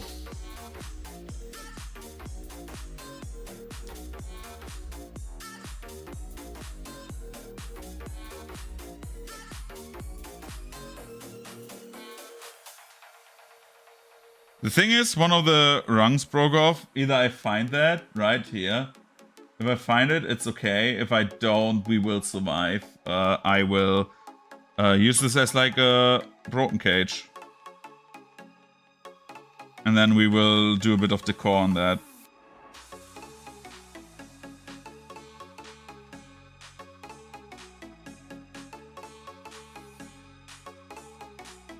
It's all about making the most of what you have. I know that like breaking your own shit is never like optimal, but the most important thing is that, especially with like 3D printed stuff, it breaks, then reprint it. Like, it happens.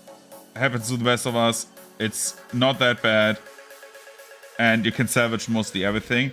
But with like this, you can easily like work around this. This is now a broken cage. Oh no, someone broke open the door.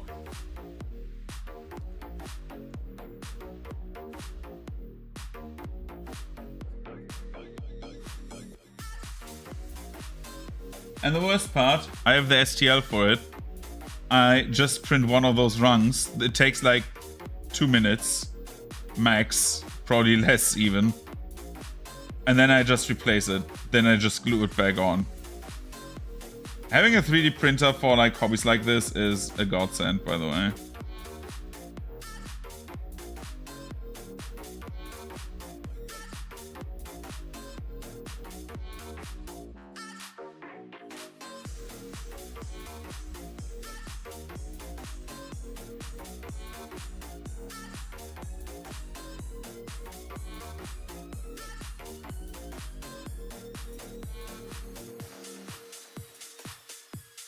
I think that was like the best decision. Getting a 3D printer was the best decision of my hobbyist life, I think. I still want to think about getting a resin printer. Because that model here, that looks like, it looks literally like a Games Workshop model. It's like, can I get a focus on this? It's like so good. It's like better than anything I could have done, because like the Core 1 and the Mark IV from Prusa just like can only get to 0.5 millimeters, and the one that my buddy has that has like 0.05 is what I have, and he can have 0.02, which is like more, like even like double that, right? And big benefit, you don't have to like worry about like nozzles and stuff like that, because the nozzles also determine like some detail, right?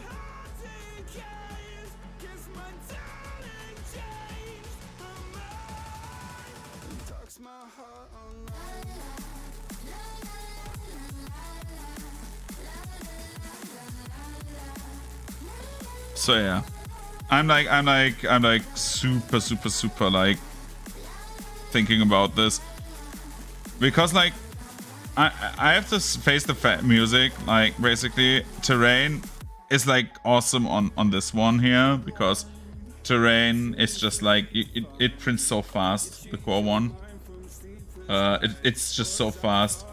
It's like awesome how fast it prints, right? But the like a resin printer would allow to like have higher detailed models, and that is like what I aim for player characters. Maybe not for monsters. Monsters are like a different story.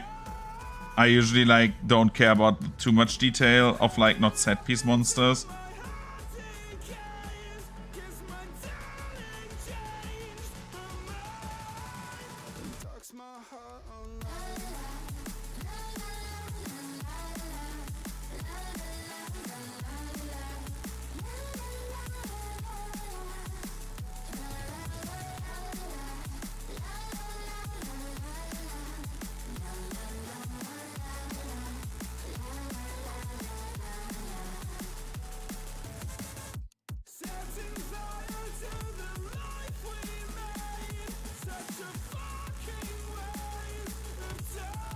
But yeah, it's like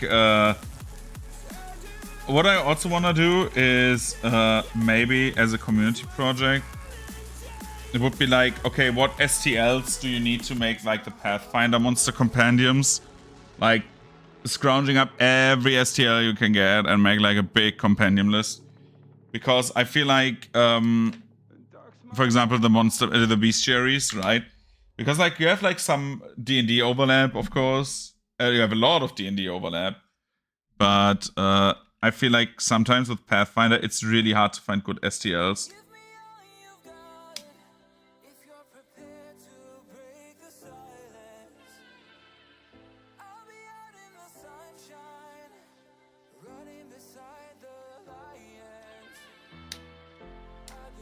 No! Oh, shit. Ah, crap. I broke the pier off. Oh no, I broke the first part of the pier by pushing it in.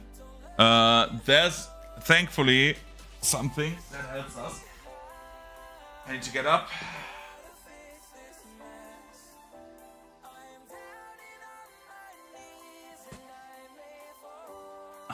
Germany's best. Alles Kleberkraft. So we're very careful. We are just gluing this like back on. Get it? Point of glue in there. This is like actually for like mounting like stuff on the wall. So this is like actually like at the start, like at like small points, it looks like ass, but if it keeps that position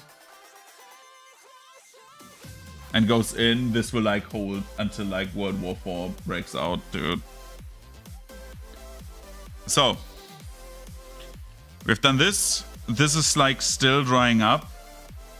But we can either try to get something to measure and just see how much of this we need, especially if I want to have a second mirror. So I can give that back to my buddy. Or we dry brush this now because this is like dried up. To like get a bit of like accents on this. Because at the moment this is like just grayish brown. And I want to have like some accents on that. So we have two things we can do. I get something to measure. And that will take like, if I find it instantly, like take 30 seconds. So yeah,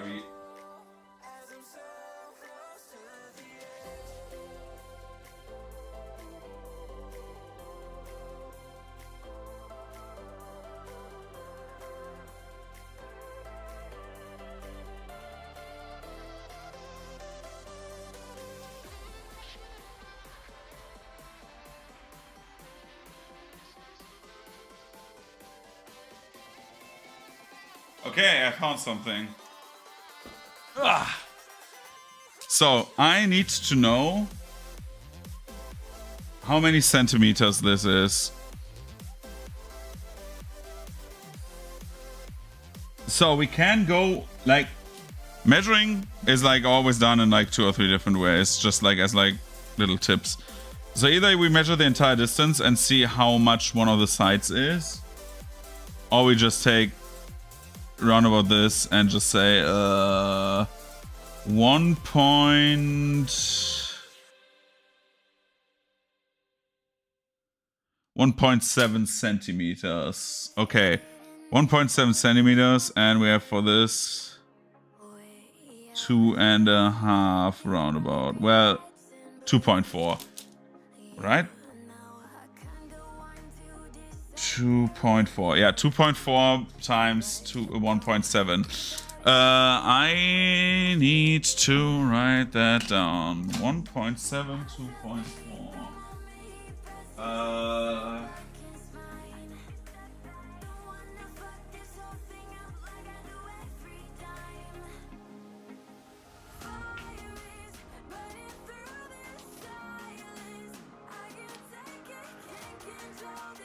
Okay, we have the measurements. I need to get this, especially small one.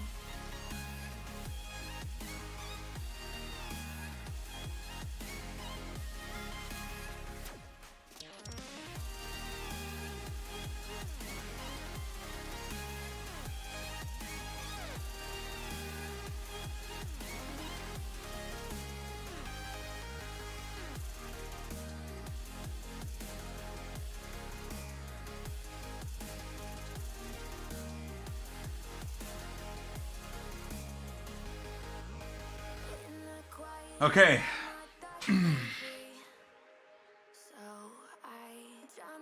So we take something of this like reflective band, right?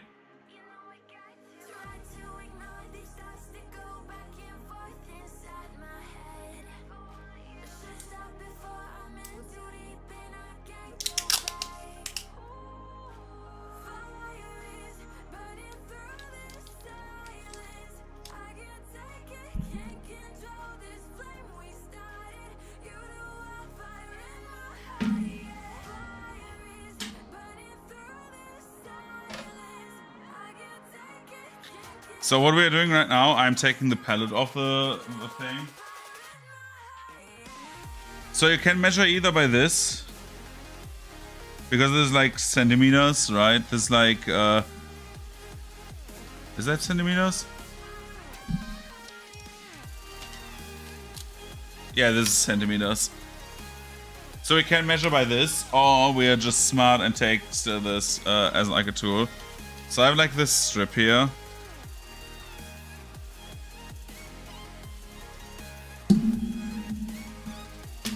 And the good thing about this strip is it's like pretty much even, right? So what we are doing is we are marking our spots from the one and the other corner. So for example, we said 2.4, right? So this one, okay. Sorry for doing this. I need to do this and see if this is 2.4. It is. We make a small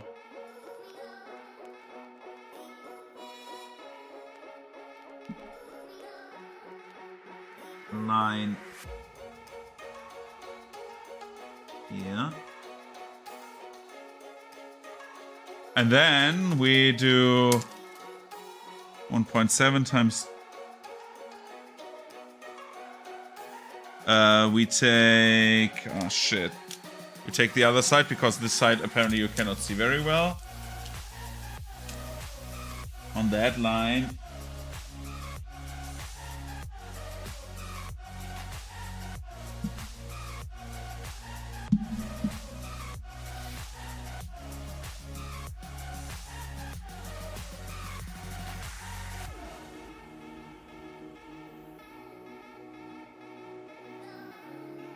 We take this. Okay, this didn't work. I don't know why it did not work. We're doing this again.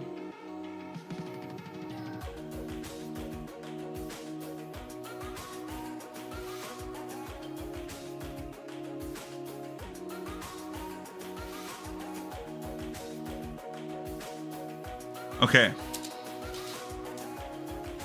If you want to know what I did there, sorry, I did like 2 lines. One of them will now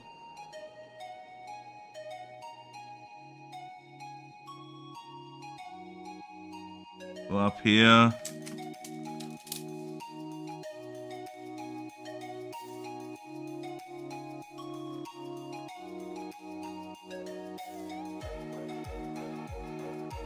Okay, I have like 2 lines. So now we are turning back on the light. Boop, boop.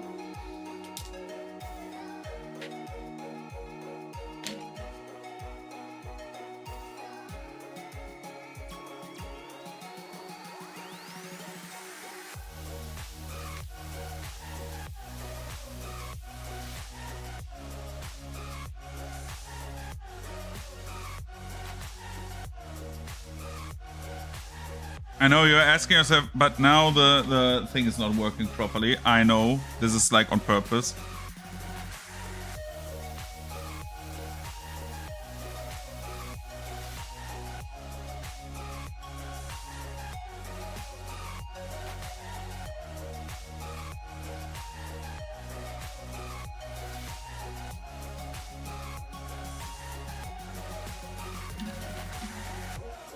So we have now this strip. I'm just like trying out if this is like actually like fitting. Yep, this works. Okay.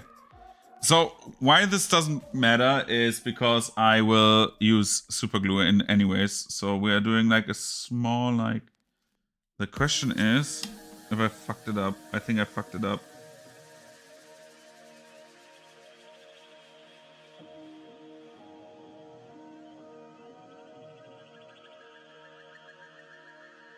No, I didn't. I can cut off this.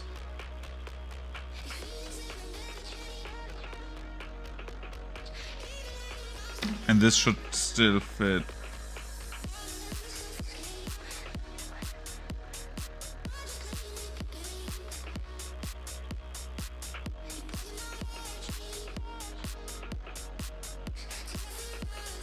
No, this is sadly not working. Shit. No.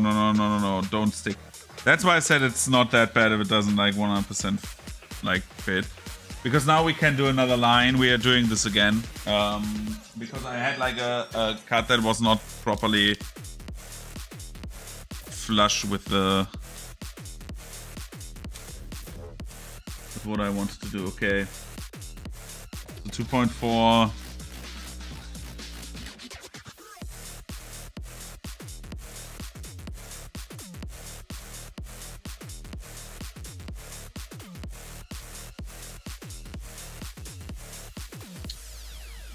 I'm thinking about like going on the other. No. We're doing this way. 2.4 is the here. No, we're doing this side. 2.4. We're doing this. Okay, 2.4 is this line here.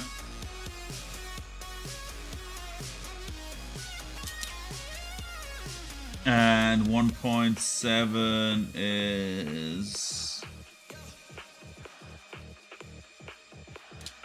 Brother, why is like one side absolute ass?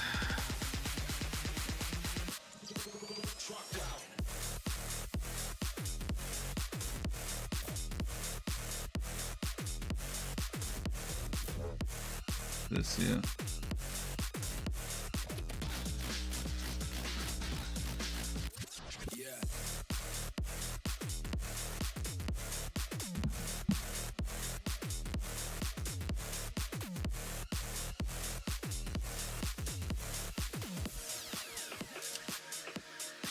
Okay, and now we're doing the 2 cuts again.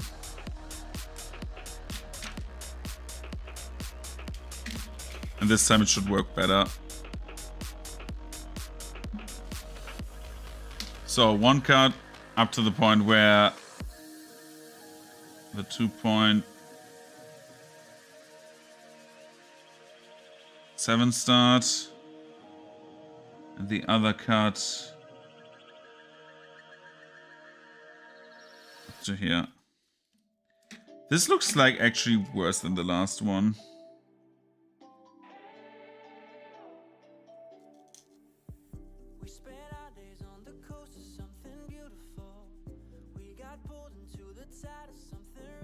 Nope, that is perfect.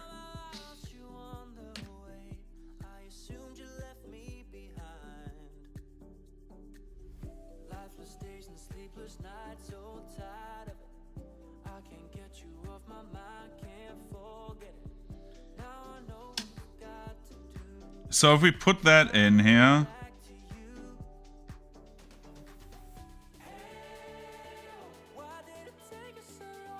you can see that, like, except for like maybe a millimeter is like missing. We perfectly positioned that it pretty much works. Now comes the awful part, because the edges are round. We need to round out these edges as well. So what we're doing is, and that's like very precise. This is bad. Oh god, yeah, this one corner is already bad.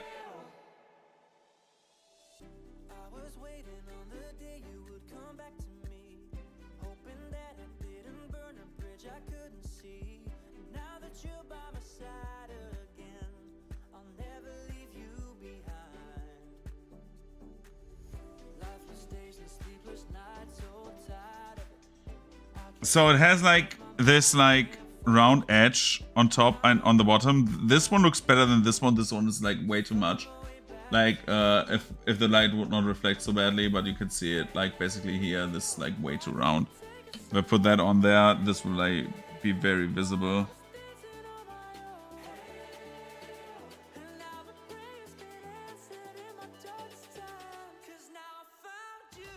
But this is like not as bad as I thought. Yeah, this is okay. We need to do that part now and the bottom as well, but of course like with like very big precision. Okay, we got that, and now we do the other corner. It's like 3 little cuts, you know, like you will never get like a totally round thing except if you like have tools for that. But like this is like all about like what can your eye actually like visualize, especially when you play a combat scenario where like the main thing is not on the, like the main focus is not on this part. Ah, my finger's stuck. Okay. Because you will see it from this perspective, you know. And when you look at this, like this is like getting really good. I like, I'm very cool.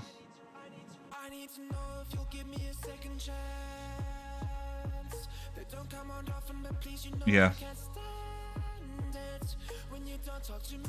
Okay, we've done the mirror.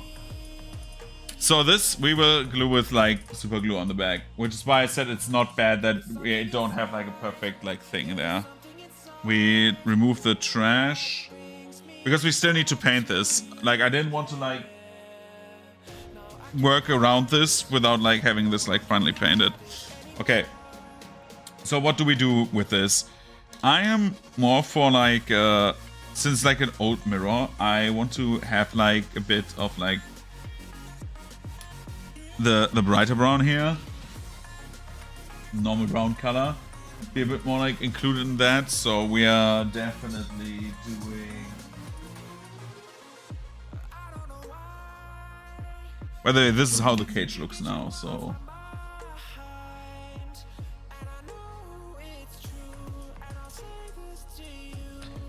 The cage is nearly done. I want to like give this good thing a good old dry brush, with like any kind of brown color, something like more vibrant than like the dark oakish, whatever. So maybe like flat earth would be good. I'll shake that up.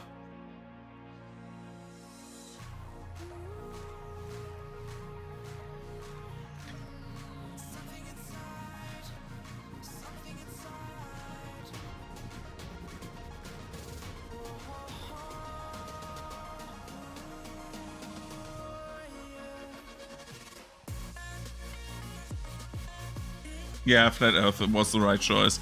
Because I want Flat Earth also for the other thing to dry brush.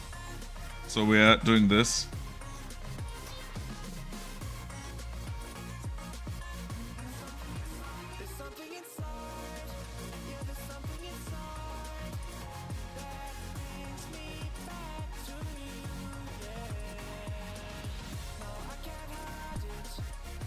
So we're like taking the brighter brown, the more vibrant brown, and dry brushing this onto this. So we have like more of a color gradient going on, and have like different browns intermingle a bit. The reason for that is it just looks better, like flat out. Like nothing needs to be clown level of like colorful, right? But like once you like get more color, it's like more appealing to the eye. It's just like how color works, you know. And once you start like mixing more and more colors, you get like more interesting results.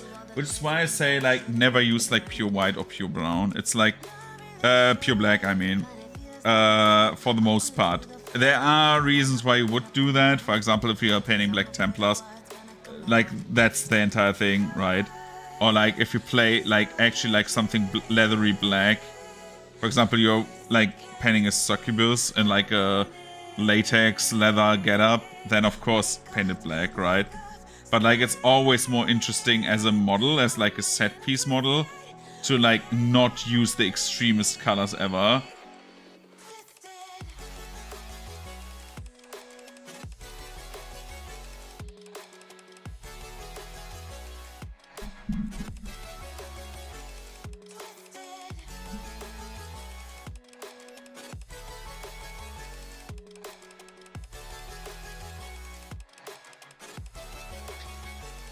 So, we can get now a third brown into this and go over that again, which is another brighter brown.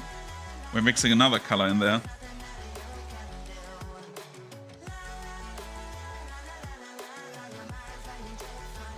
The most important part about like dry brushing is you don't want to get the moisture on the model, but you want to get the pigment on the model, the color pigment. You want to like basically dust the model like a makeup brush, which is why I usually use makeup brushes for dry brushing.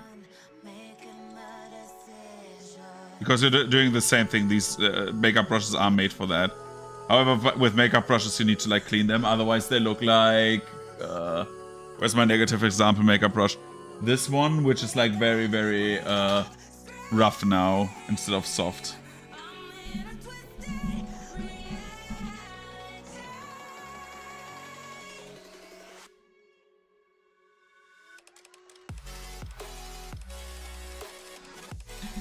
And you don't believe how much color you have still in the brush. Dude, the brush, like, you give like so much color to the object over time. It takes a bit longer, but it gives you like so many like good color gradients on the model. Because now I have like darker edges down here, I have like brighter edges up here, you know, like very, very different edges. And now we're doing something I would... In theory, I could glue the thing in now, because everything else I can do with accent colors and being careful. So we're getting the glue.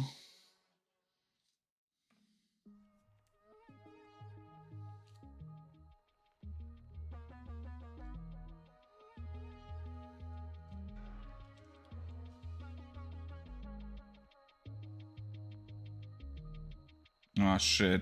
I dirtied that. I should have not used my dirty fingers for this, right? Oh, shite. Anyways, it will work. Oh, no, no, no, no. No, no, no, no, no. Don't fuck it up. Oh my god. Why is the glue coming out so extremely now? Oh my god. Oh my god. Oh my god. Oh my god. Not on the model. Now the color's coming out. Well, we can recolor that on the bottom there. Awesome. That is like the worst that could have happened right now. Shite.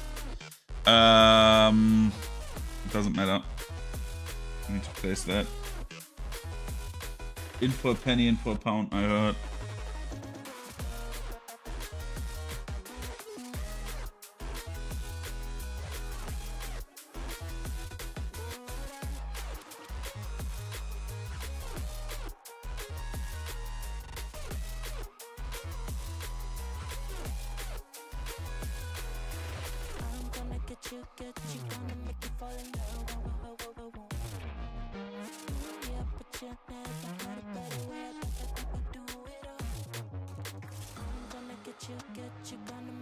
Yeah, we need to repaint that at the bottom here. That here came the color off. I was too anxious. But other than that, like, if I clean the foil here a bit, which I'm not doing with my dirty fingers, but if I do that, you have like actually like a nice mirror, because it actually mirrors like pretty well.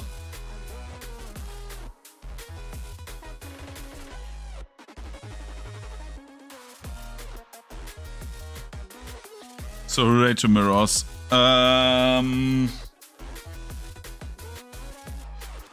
I would say we dry brush now.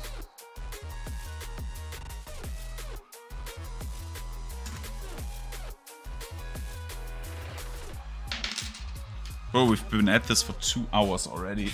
Jesus. I didn't think we were like this late already. Oh my god. Someone text me today? Nope. Today is very quiet for me, which is actually kind of nice sometimes. We are taking the bright... No, we're taking the flat earth, right? Yeah, flat earth.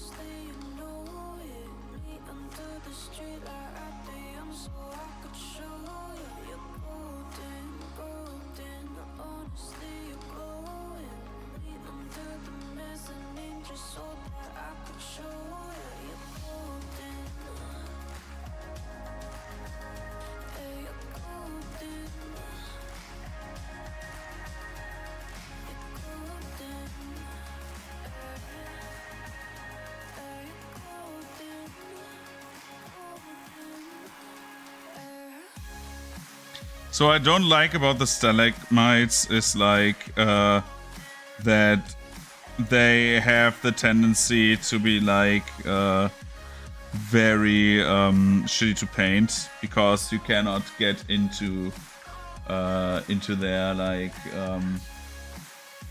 crevices and stuff like that.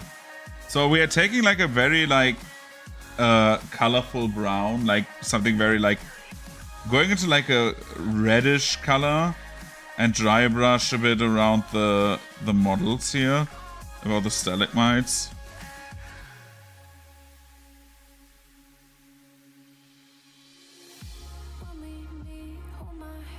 So it looks like sometimes the water runs over them and they have that like, oh, like the dust washes off feeling, you know?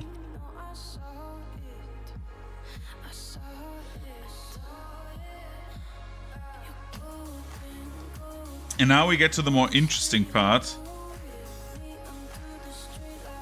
Since they're like very bright rocks, we are taking our brightest gray. Do another drop of that. I'm thinking about getting another dry brush here. Yeah, let's take the small one that I have.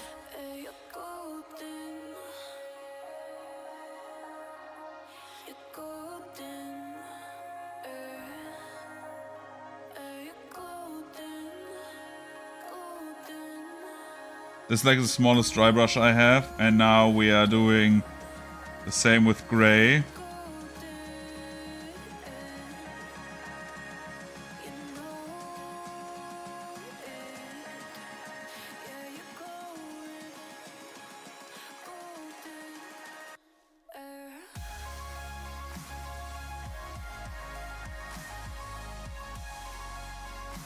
And then we go over this another time with gray.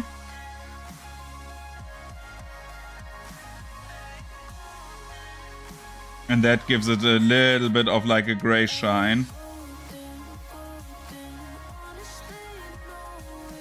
Especially if you go to other spots that were not brown before. If you go with a third color in there, you have like, and go with the other spots, right? you can like get very, very, very like cool coloring effects where it's like, oh, this side is more grayish and this side is more brownish, and then like over time it goes into like the base color is what I'm thinking about, where it's like, oh yeah, there's like this is the base color, this like brighter parts, this like wetter parts, you know, like giving like these a bit more character. For example, you can see it like here where you have like brighter spots now, which gives this entire thing a bit more form. I'm not gonna lie to you kids, it's a fucking jungle out there. Keep your head on tight. Unknown brain and mind me, baby, let's do it. Y'all see me flying, never drop down, smoking high, I am not round, no denying what I got now, keep it Most importantly, with like dry brushing, it's like don't lose patience. drop down, smoking high, I am not round, no denying what I got now, keep an eye out, keep it locked down, get too strong when I battle with the beast, bring a few on, the commander and the chief for my crew on, bullets rattling and whistle at your toque, never sleep, eyes open, hands clutching on my loop, this a war zone. It's a war zone. Yo, this a motherfucking war zone.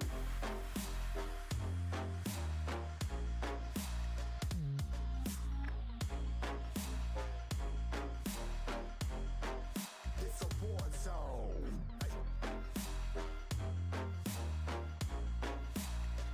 So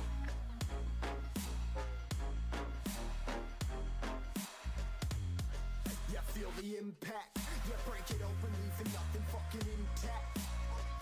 and now it has like this now you can actually like see very well on the backside like they have like different effects like playing into each other, you know. Some are like grayer, some are like browner, but it feels like more like, well, real is the wrong word because you can see that they are like this like very artificial,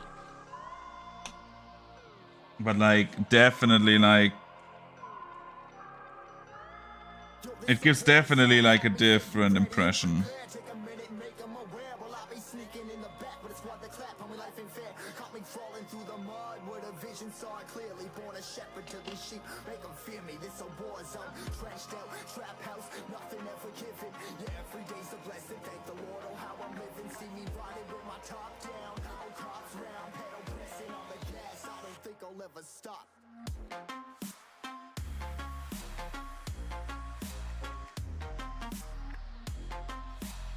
So yeah, this is like that as well.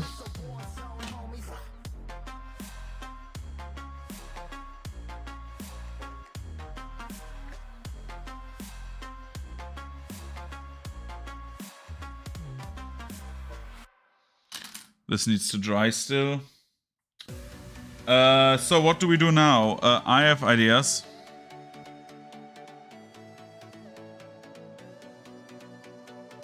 But I don't know how to do them proper. So for example, what I want to do is, this is like horrible, this is so stringy.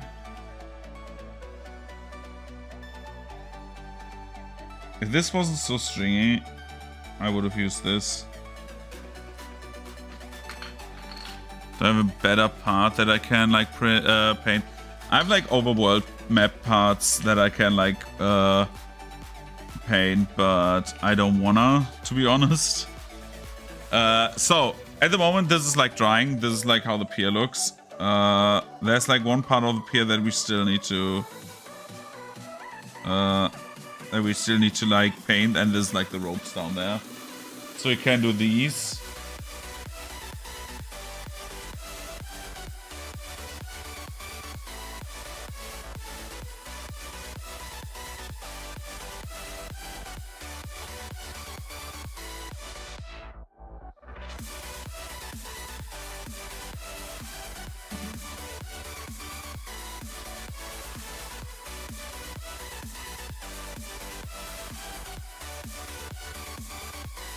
So I'm shaking the bottle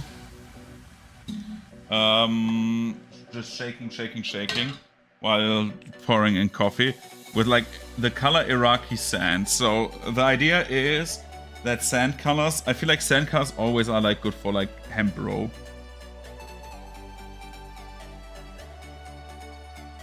Because they come off as like very like bright colors that have like still that brown tone.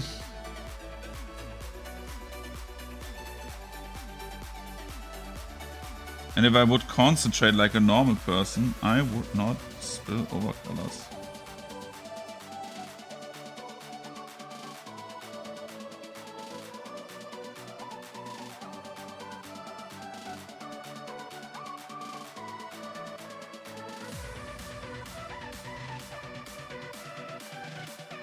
Guiding the brush is what you need to do, and not what I do right now, where I'm just like flailing with the brush over, spilling every color into an area where it should not be, right?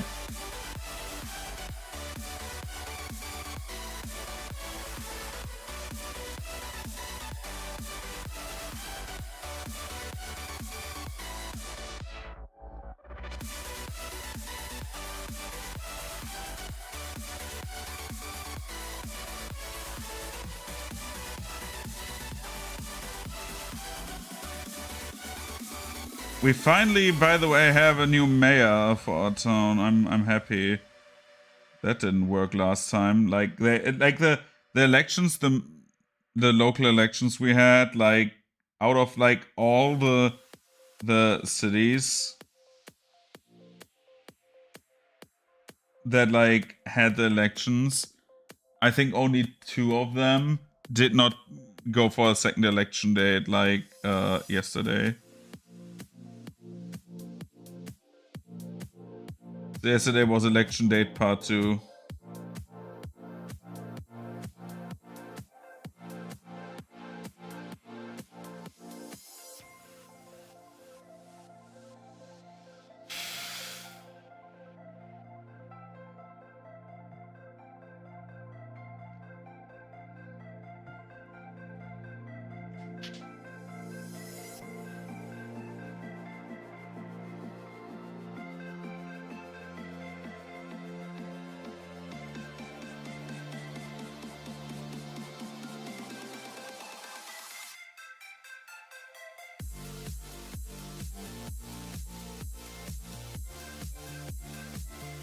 But yeah, it's like right now we're like I should tell what we're doing.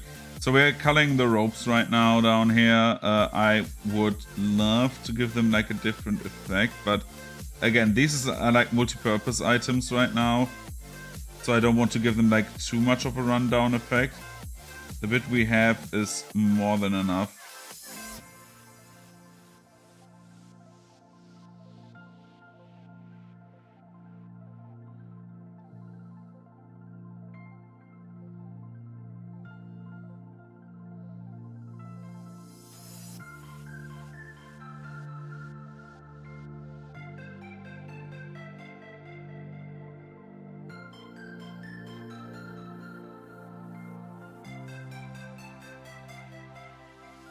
I should use my smaller brush, but now it's too late anyways. I need to like redo some stuff down there anyways.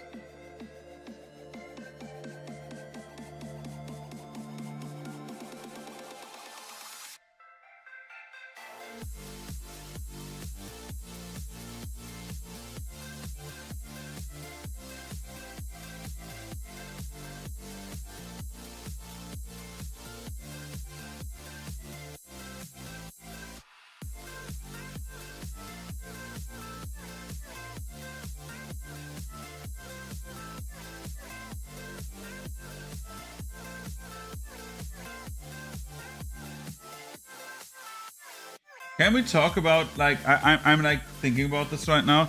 Can we talk about how like Piranha Bytes as a company like fucked up nearly every release after Gothic 2? How can you do that? I think the only game that was like super well received was Risen 1.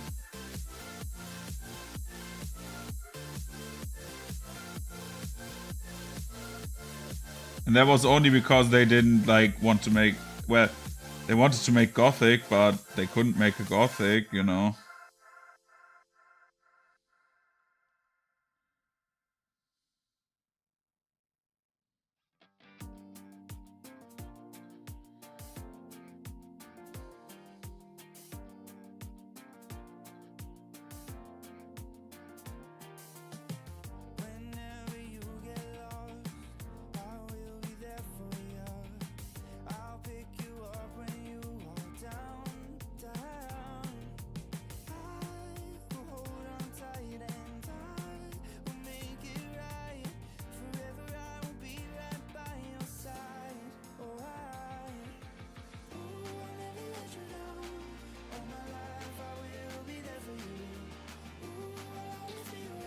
Okay, ropes are basically done. I will make another layer of color later, and then we will correct the mistakes there.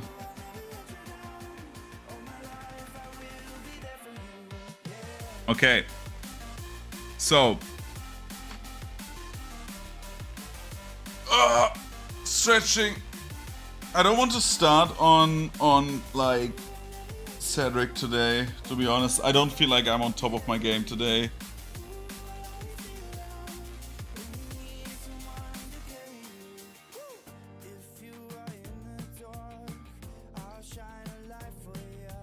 But maybe I will.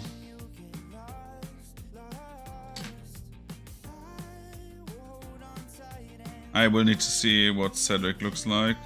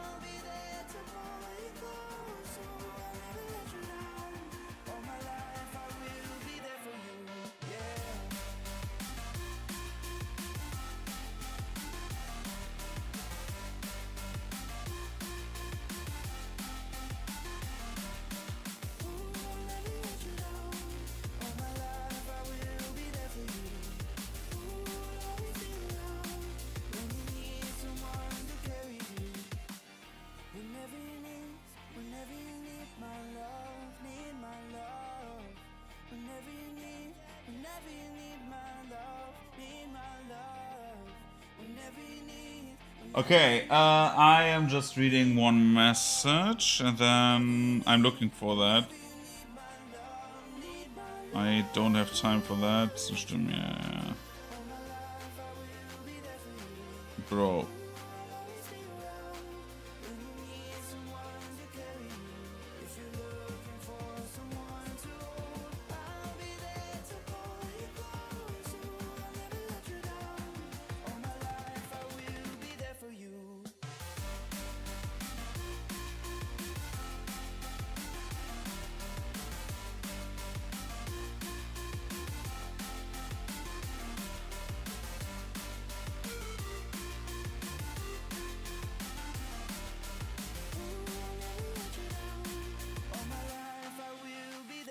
Where is Cedric? Cedric.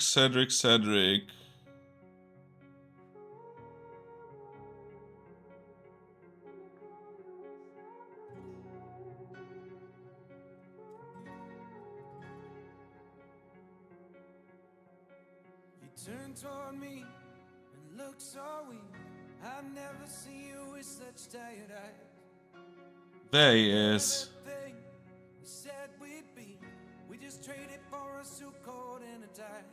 Okay, we have a picture. I have a picture for this character. This is great. What colors do I need? Loading editor. Titancraft.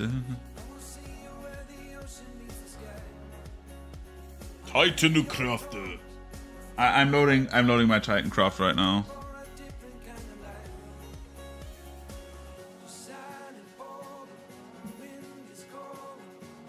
Because I don't want to have it on the thingamabob.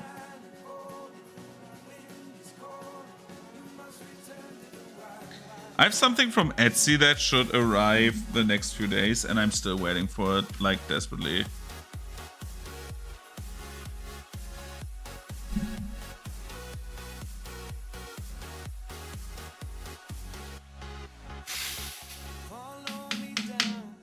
Where the hell? Why is that editor not loading? Brother. That natural light is so damn polite, can make you feel just like you were young again.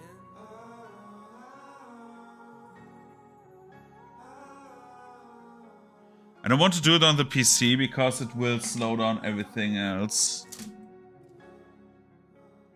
Load that side, please. So right now, the one like thing for the tavern is this. This will of course look different in the end. I've just done this as like a base color.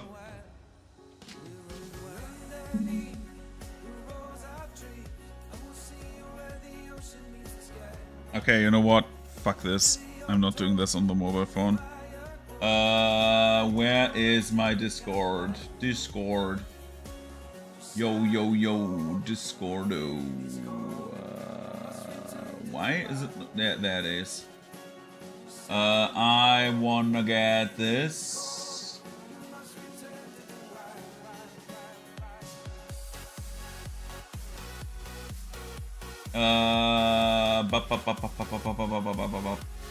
There, and then we have Titancraft, visit site. So I see it on my monitor now. You know what I miss about the old days when I painted on my table, like my PC table? When I did that, the benefit of that was I could have something up on the second monitor, which I do not have on the laptop. That is like the biggest problem, which I have the mobile phone here. But if the mobile phone doesn't load, well, that's bad. So we're waiting for Titancraft to load, so I see the colors, what I need. I know I need red. Like, all of my party has like a lot of red in them. Okay. There he is. Oh my god, that is a very... I forgot about this model.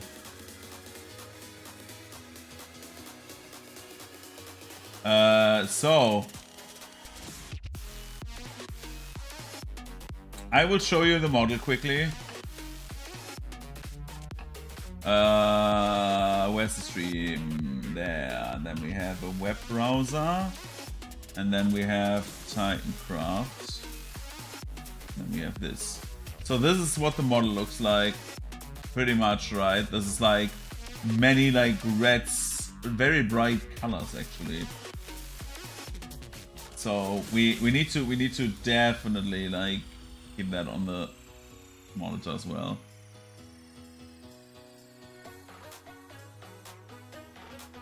Because I'm not like remembering this.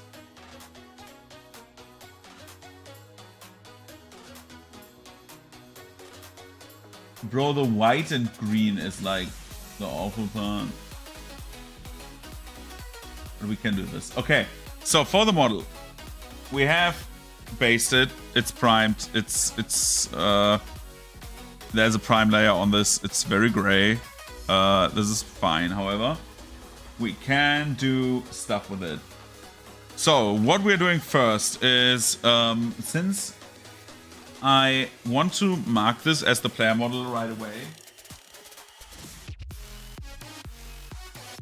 We're taking our flat yellow. Sorry, I forgot that my camera is mirrored and flipped.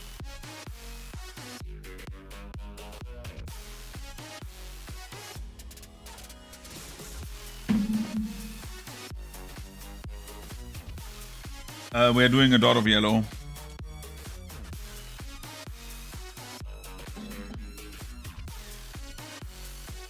And now I need to live with the shame that my brush for whatever reason has like a slight angle now, which is horrible, but we will live through this. We have to stay strong, you know.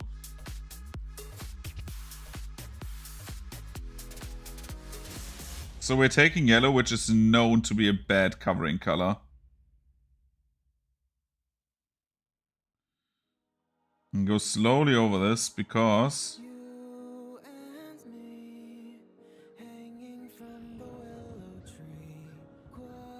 if you take too much yellow and spread it too far, it will turn out very badly.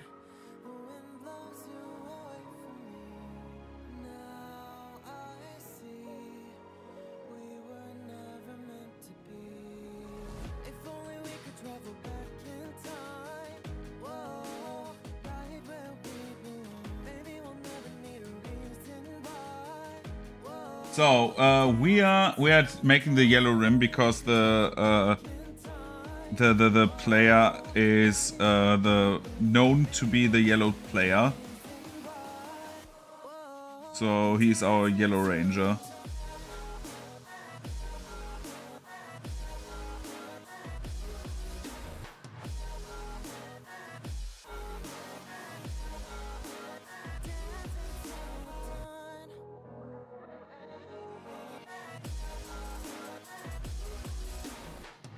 And now we let the yellow rest a bit. The yellow will not shine through. Like, you need to like 1 or 2 yellow layers always, because yellow is such a bad pigment. Because basically how it works is you have like certain color pigments, and for example yellow is one of the combination pigments that are like not very good, is what I know about this. Even though I should know more about this, but hey. So we have like, if we look at the model,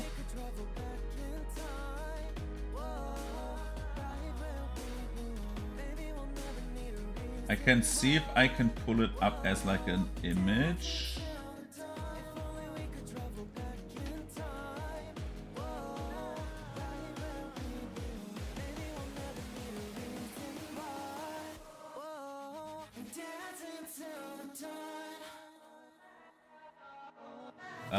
Window match party.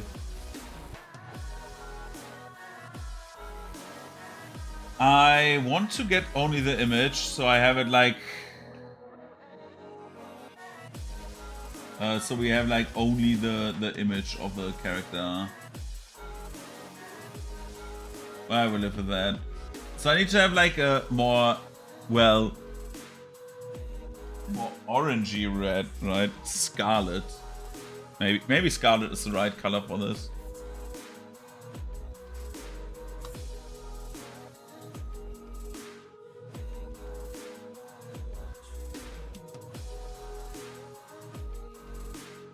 Scarlet would probably be the highlight color.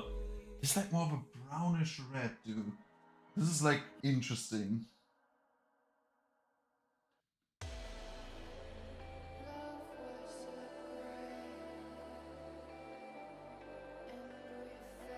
This is way too bright. This is like one of our later colors. I need a very dark red, dude.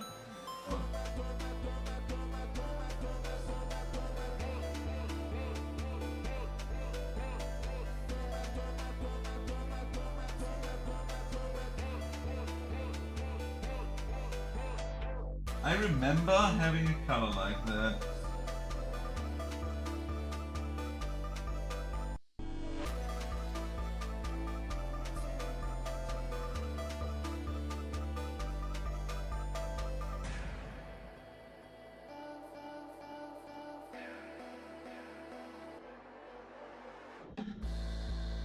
So let's try. This would be like the most fitting color, probably. If I hold it right next to it, it looks pretty much identical. But we will get more reds in there, dude. This is like horrible. Ugh. This is not mixed properly. This came out gray.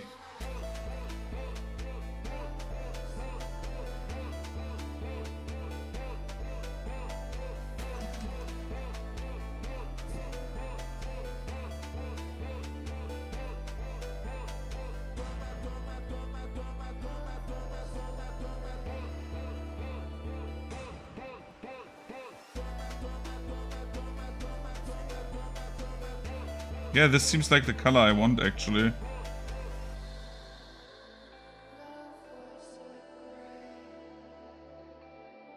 So. Let's talk about the quality of this model. This model is awesome. Again, my friend who's like sometimes lurking, Brute Force, he made that on his like resin printer, and it came out brilliantly.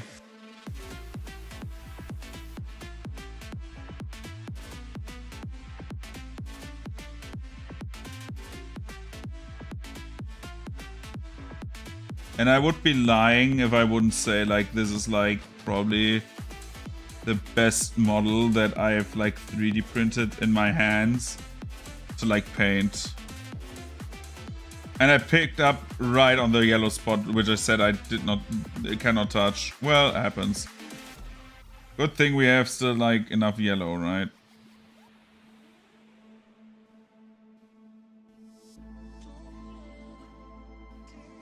So we want to like get as much of the reds on the wings, the face, like everywhere. This is like the skin color. I wish I would have had a different color below it, like a darker red, but this was like, I thought this would be the darker red, and now I'm regretting my decision.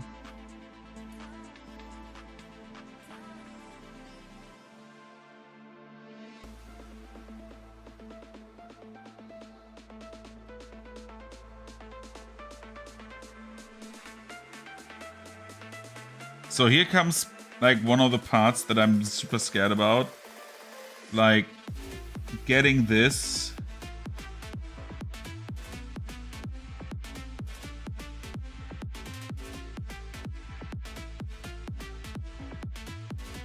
To look good. Because this is like the bad wings.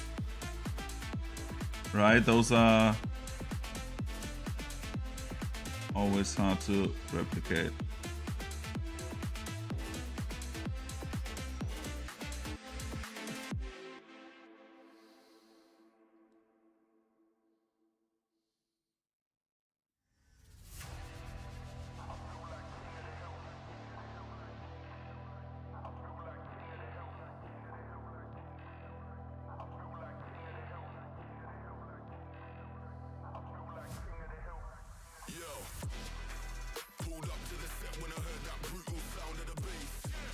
What are these ass songs? Oh my god.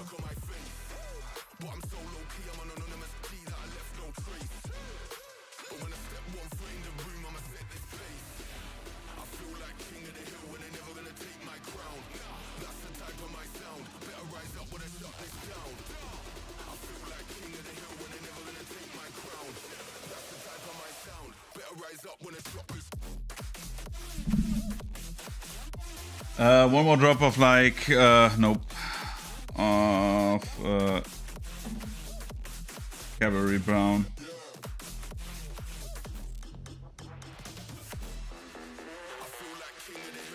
I find it funny that like some people actually like when they look for colors, they don't take fitting colors. This is called Cavalry Brown, but we know it's like a red-brown mix. So I will just use it, you know? I don't give a shit. Like, if it's like the color I need, I don't care if it's called brown, pink. It could, for all I care, it could be called like shining gold or whatever.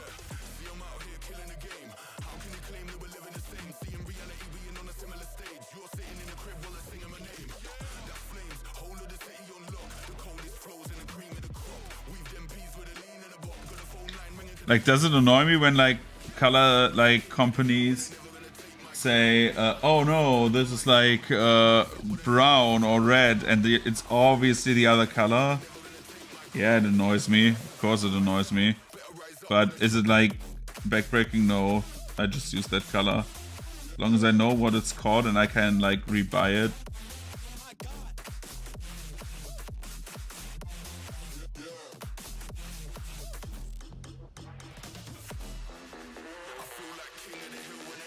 My very first set of like Warhammer miniatures I did with like actually like general store-bought acrylics. I had a picture on an old HDD of like a Grey Knight, not a Grey Knight, Terminator, a Blood Angels Terminator, and it looked like ass, dude. Like, it was not bad, but it was also not very good.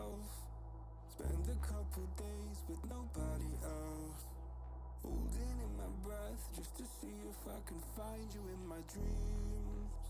Oh, I'm getting tired of losing faith. And everything I see, the beauty in the stars above, have lost their hold on me.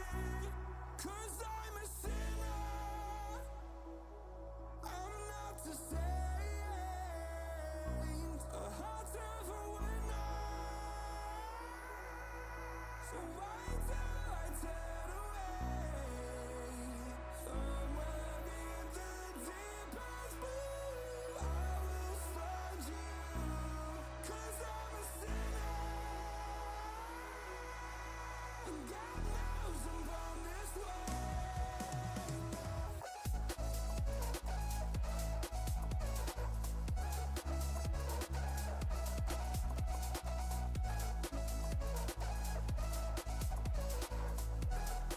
Hearing the boss about the song about sinners, I am like thinking about Hazbin Hotel season that comes out next month, like pretty much today in a month.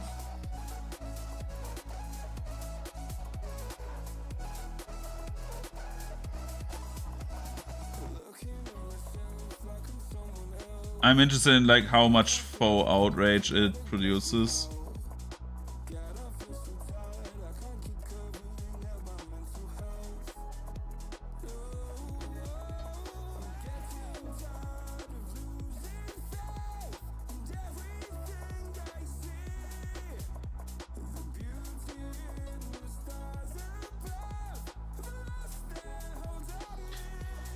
But yeah, it's like I'm looking forward to that. They put Hell of a Boss on Amazon now, so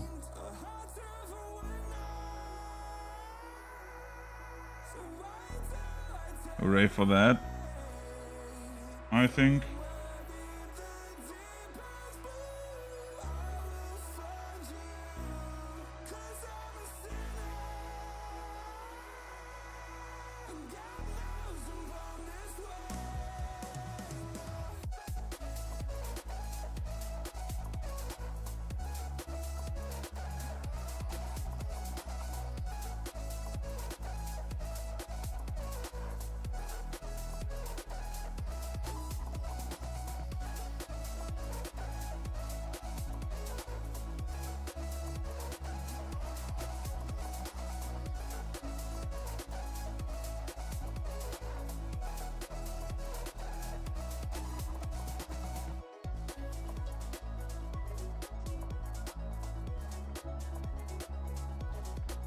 It's ridiculous how good this model is. I know why Games Workshop is afraid of like 100%. I know why they're afraid of like 3D printers.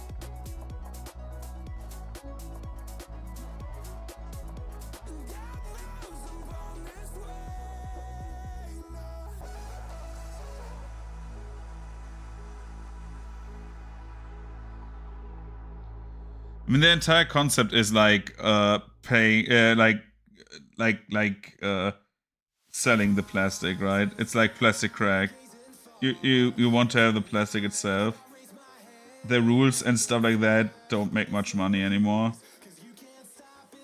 But for example, if I would make a gaming game, I think I would also like make 3D printer support a thing, because that is, first of all, an option that like only a couple of people have. Not everyone can afford and like maintain a 3D printer. And second of all, it gives an option and gives you very good publicity actually. Give your community like options to do stuff, right?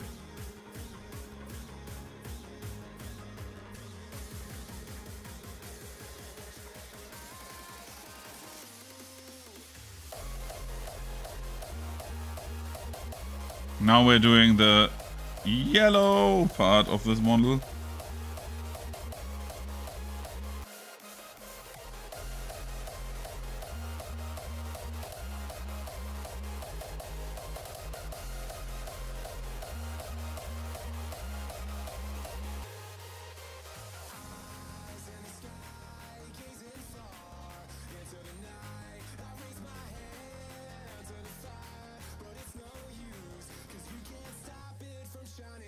Okay, yellow ring saved.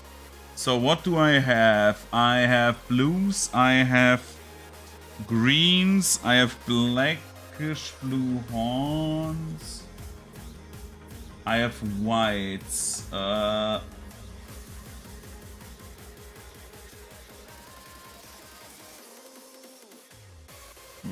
it's like blue and the darkest red I've ever used.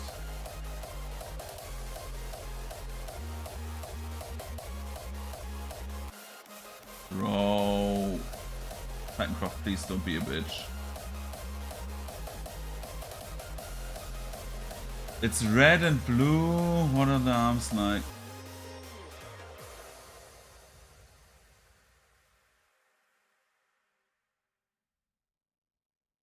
Okay. So I need to have the darkest blue I have. Don't stop. I'm on fire. One, Um, two. I love you. No. One, two. Don't stop. I'm on fire. One, two. I have like a very deep blue, like.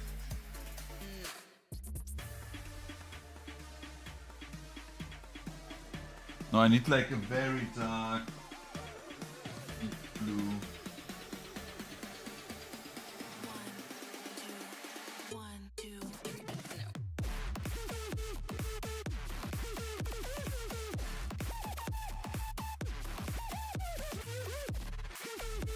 Infantry blue, that is what I need. That is like the darkest blue I have. So I need that for the shoulder pads and for like some of the cloth on the legs.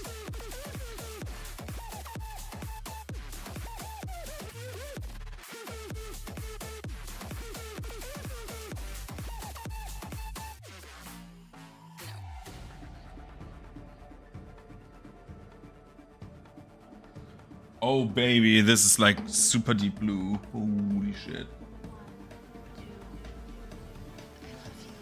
Oh, I hate that. Okay, the main part is dark red. Dude, this is like a small challenge, I would say. Okay, so we want to have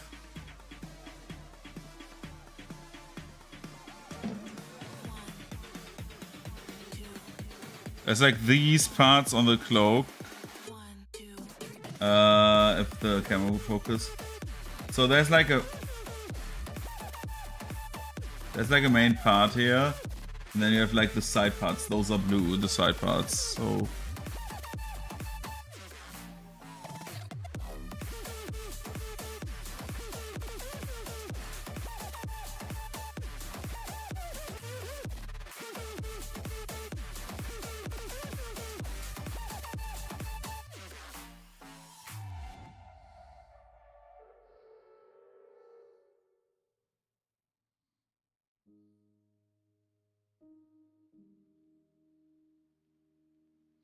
we're trying to get all that stuff into like the dark blue territory.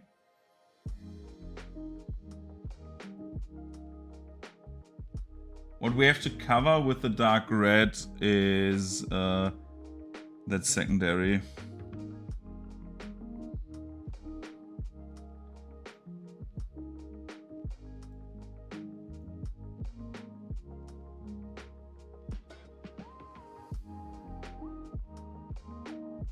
Okay, oh my god.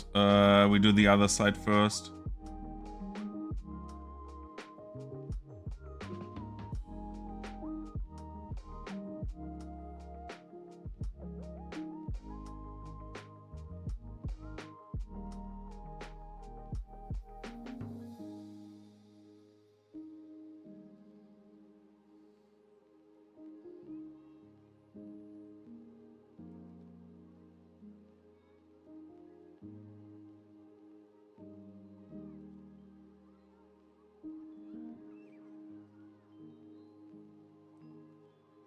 So yeah.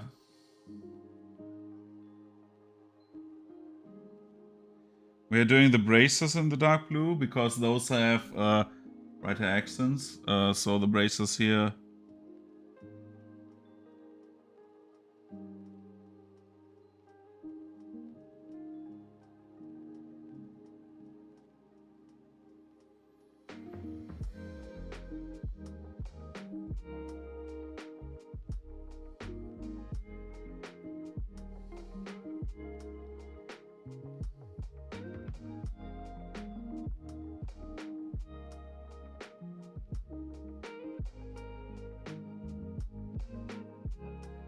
They're like, oh, sorry. They're like not 100% round. If you see, like, there's like small bandages behind it. We are using those at some other point. We will color those in.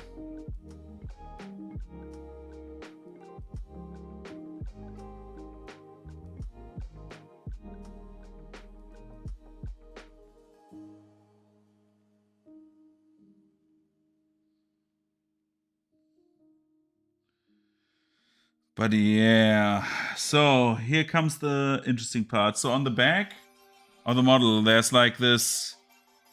If we get the focus on the model, you have like a strap here. That's the only white part. The rest is like blue again, and then there's like it's a bit different. Let's say like this. It goes up to the tail, so. For whatever reason, it looks like this character has a bra.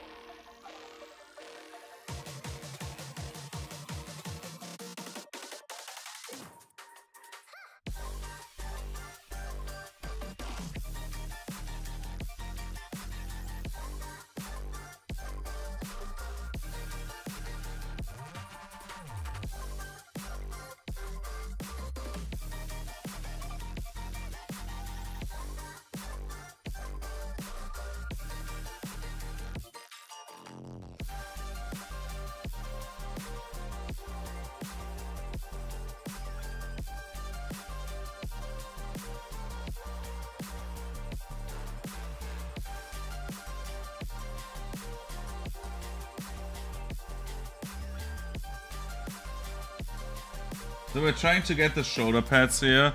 The problem with the shoulder pads is they go past the wings, so I need to be very careful not to color the wings on accident.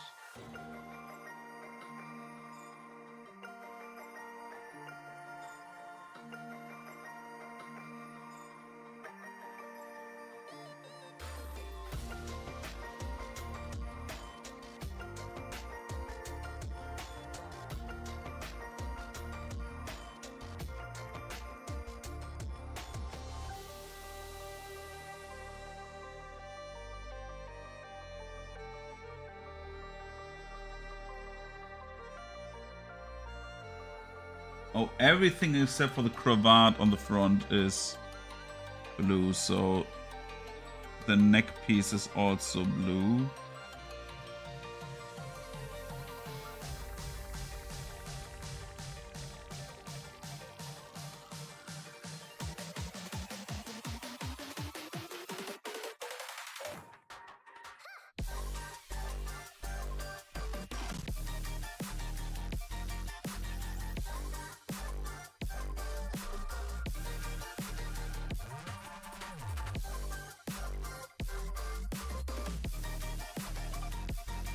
And then, like, the entire thing around him is blue, except for, I think, one... No, the front is entirely blue as well. Oh my god, except for, like, the cravat.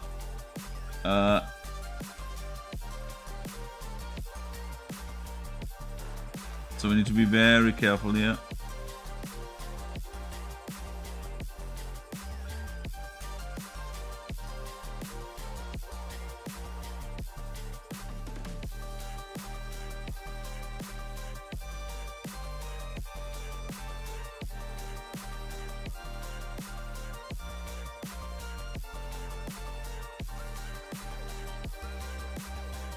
Because we're like already at the cravat. If you look like here, get the focus in. Do my camera, for whatever reason, it always has problems. So basically down the chin here, there's the cravat.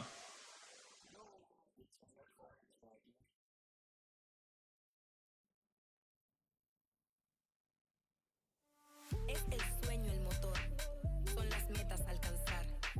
Siempre hay que descubrir la manera de vivir. Este lugar, esta tierra, tiene tanto que ofrecer.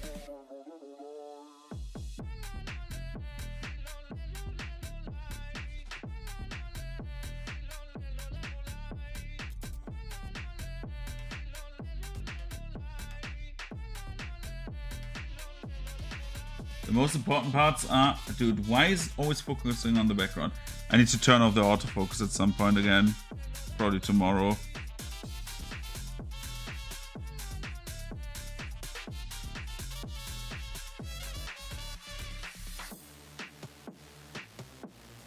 We take one drop of like color.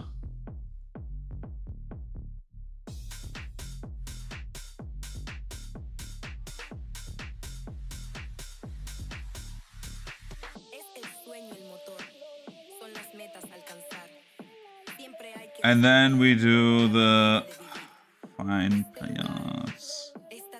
Okay.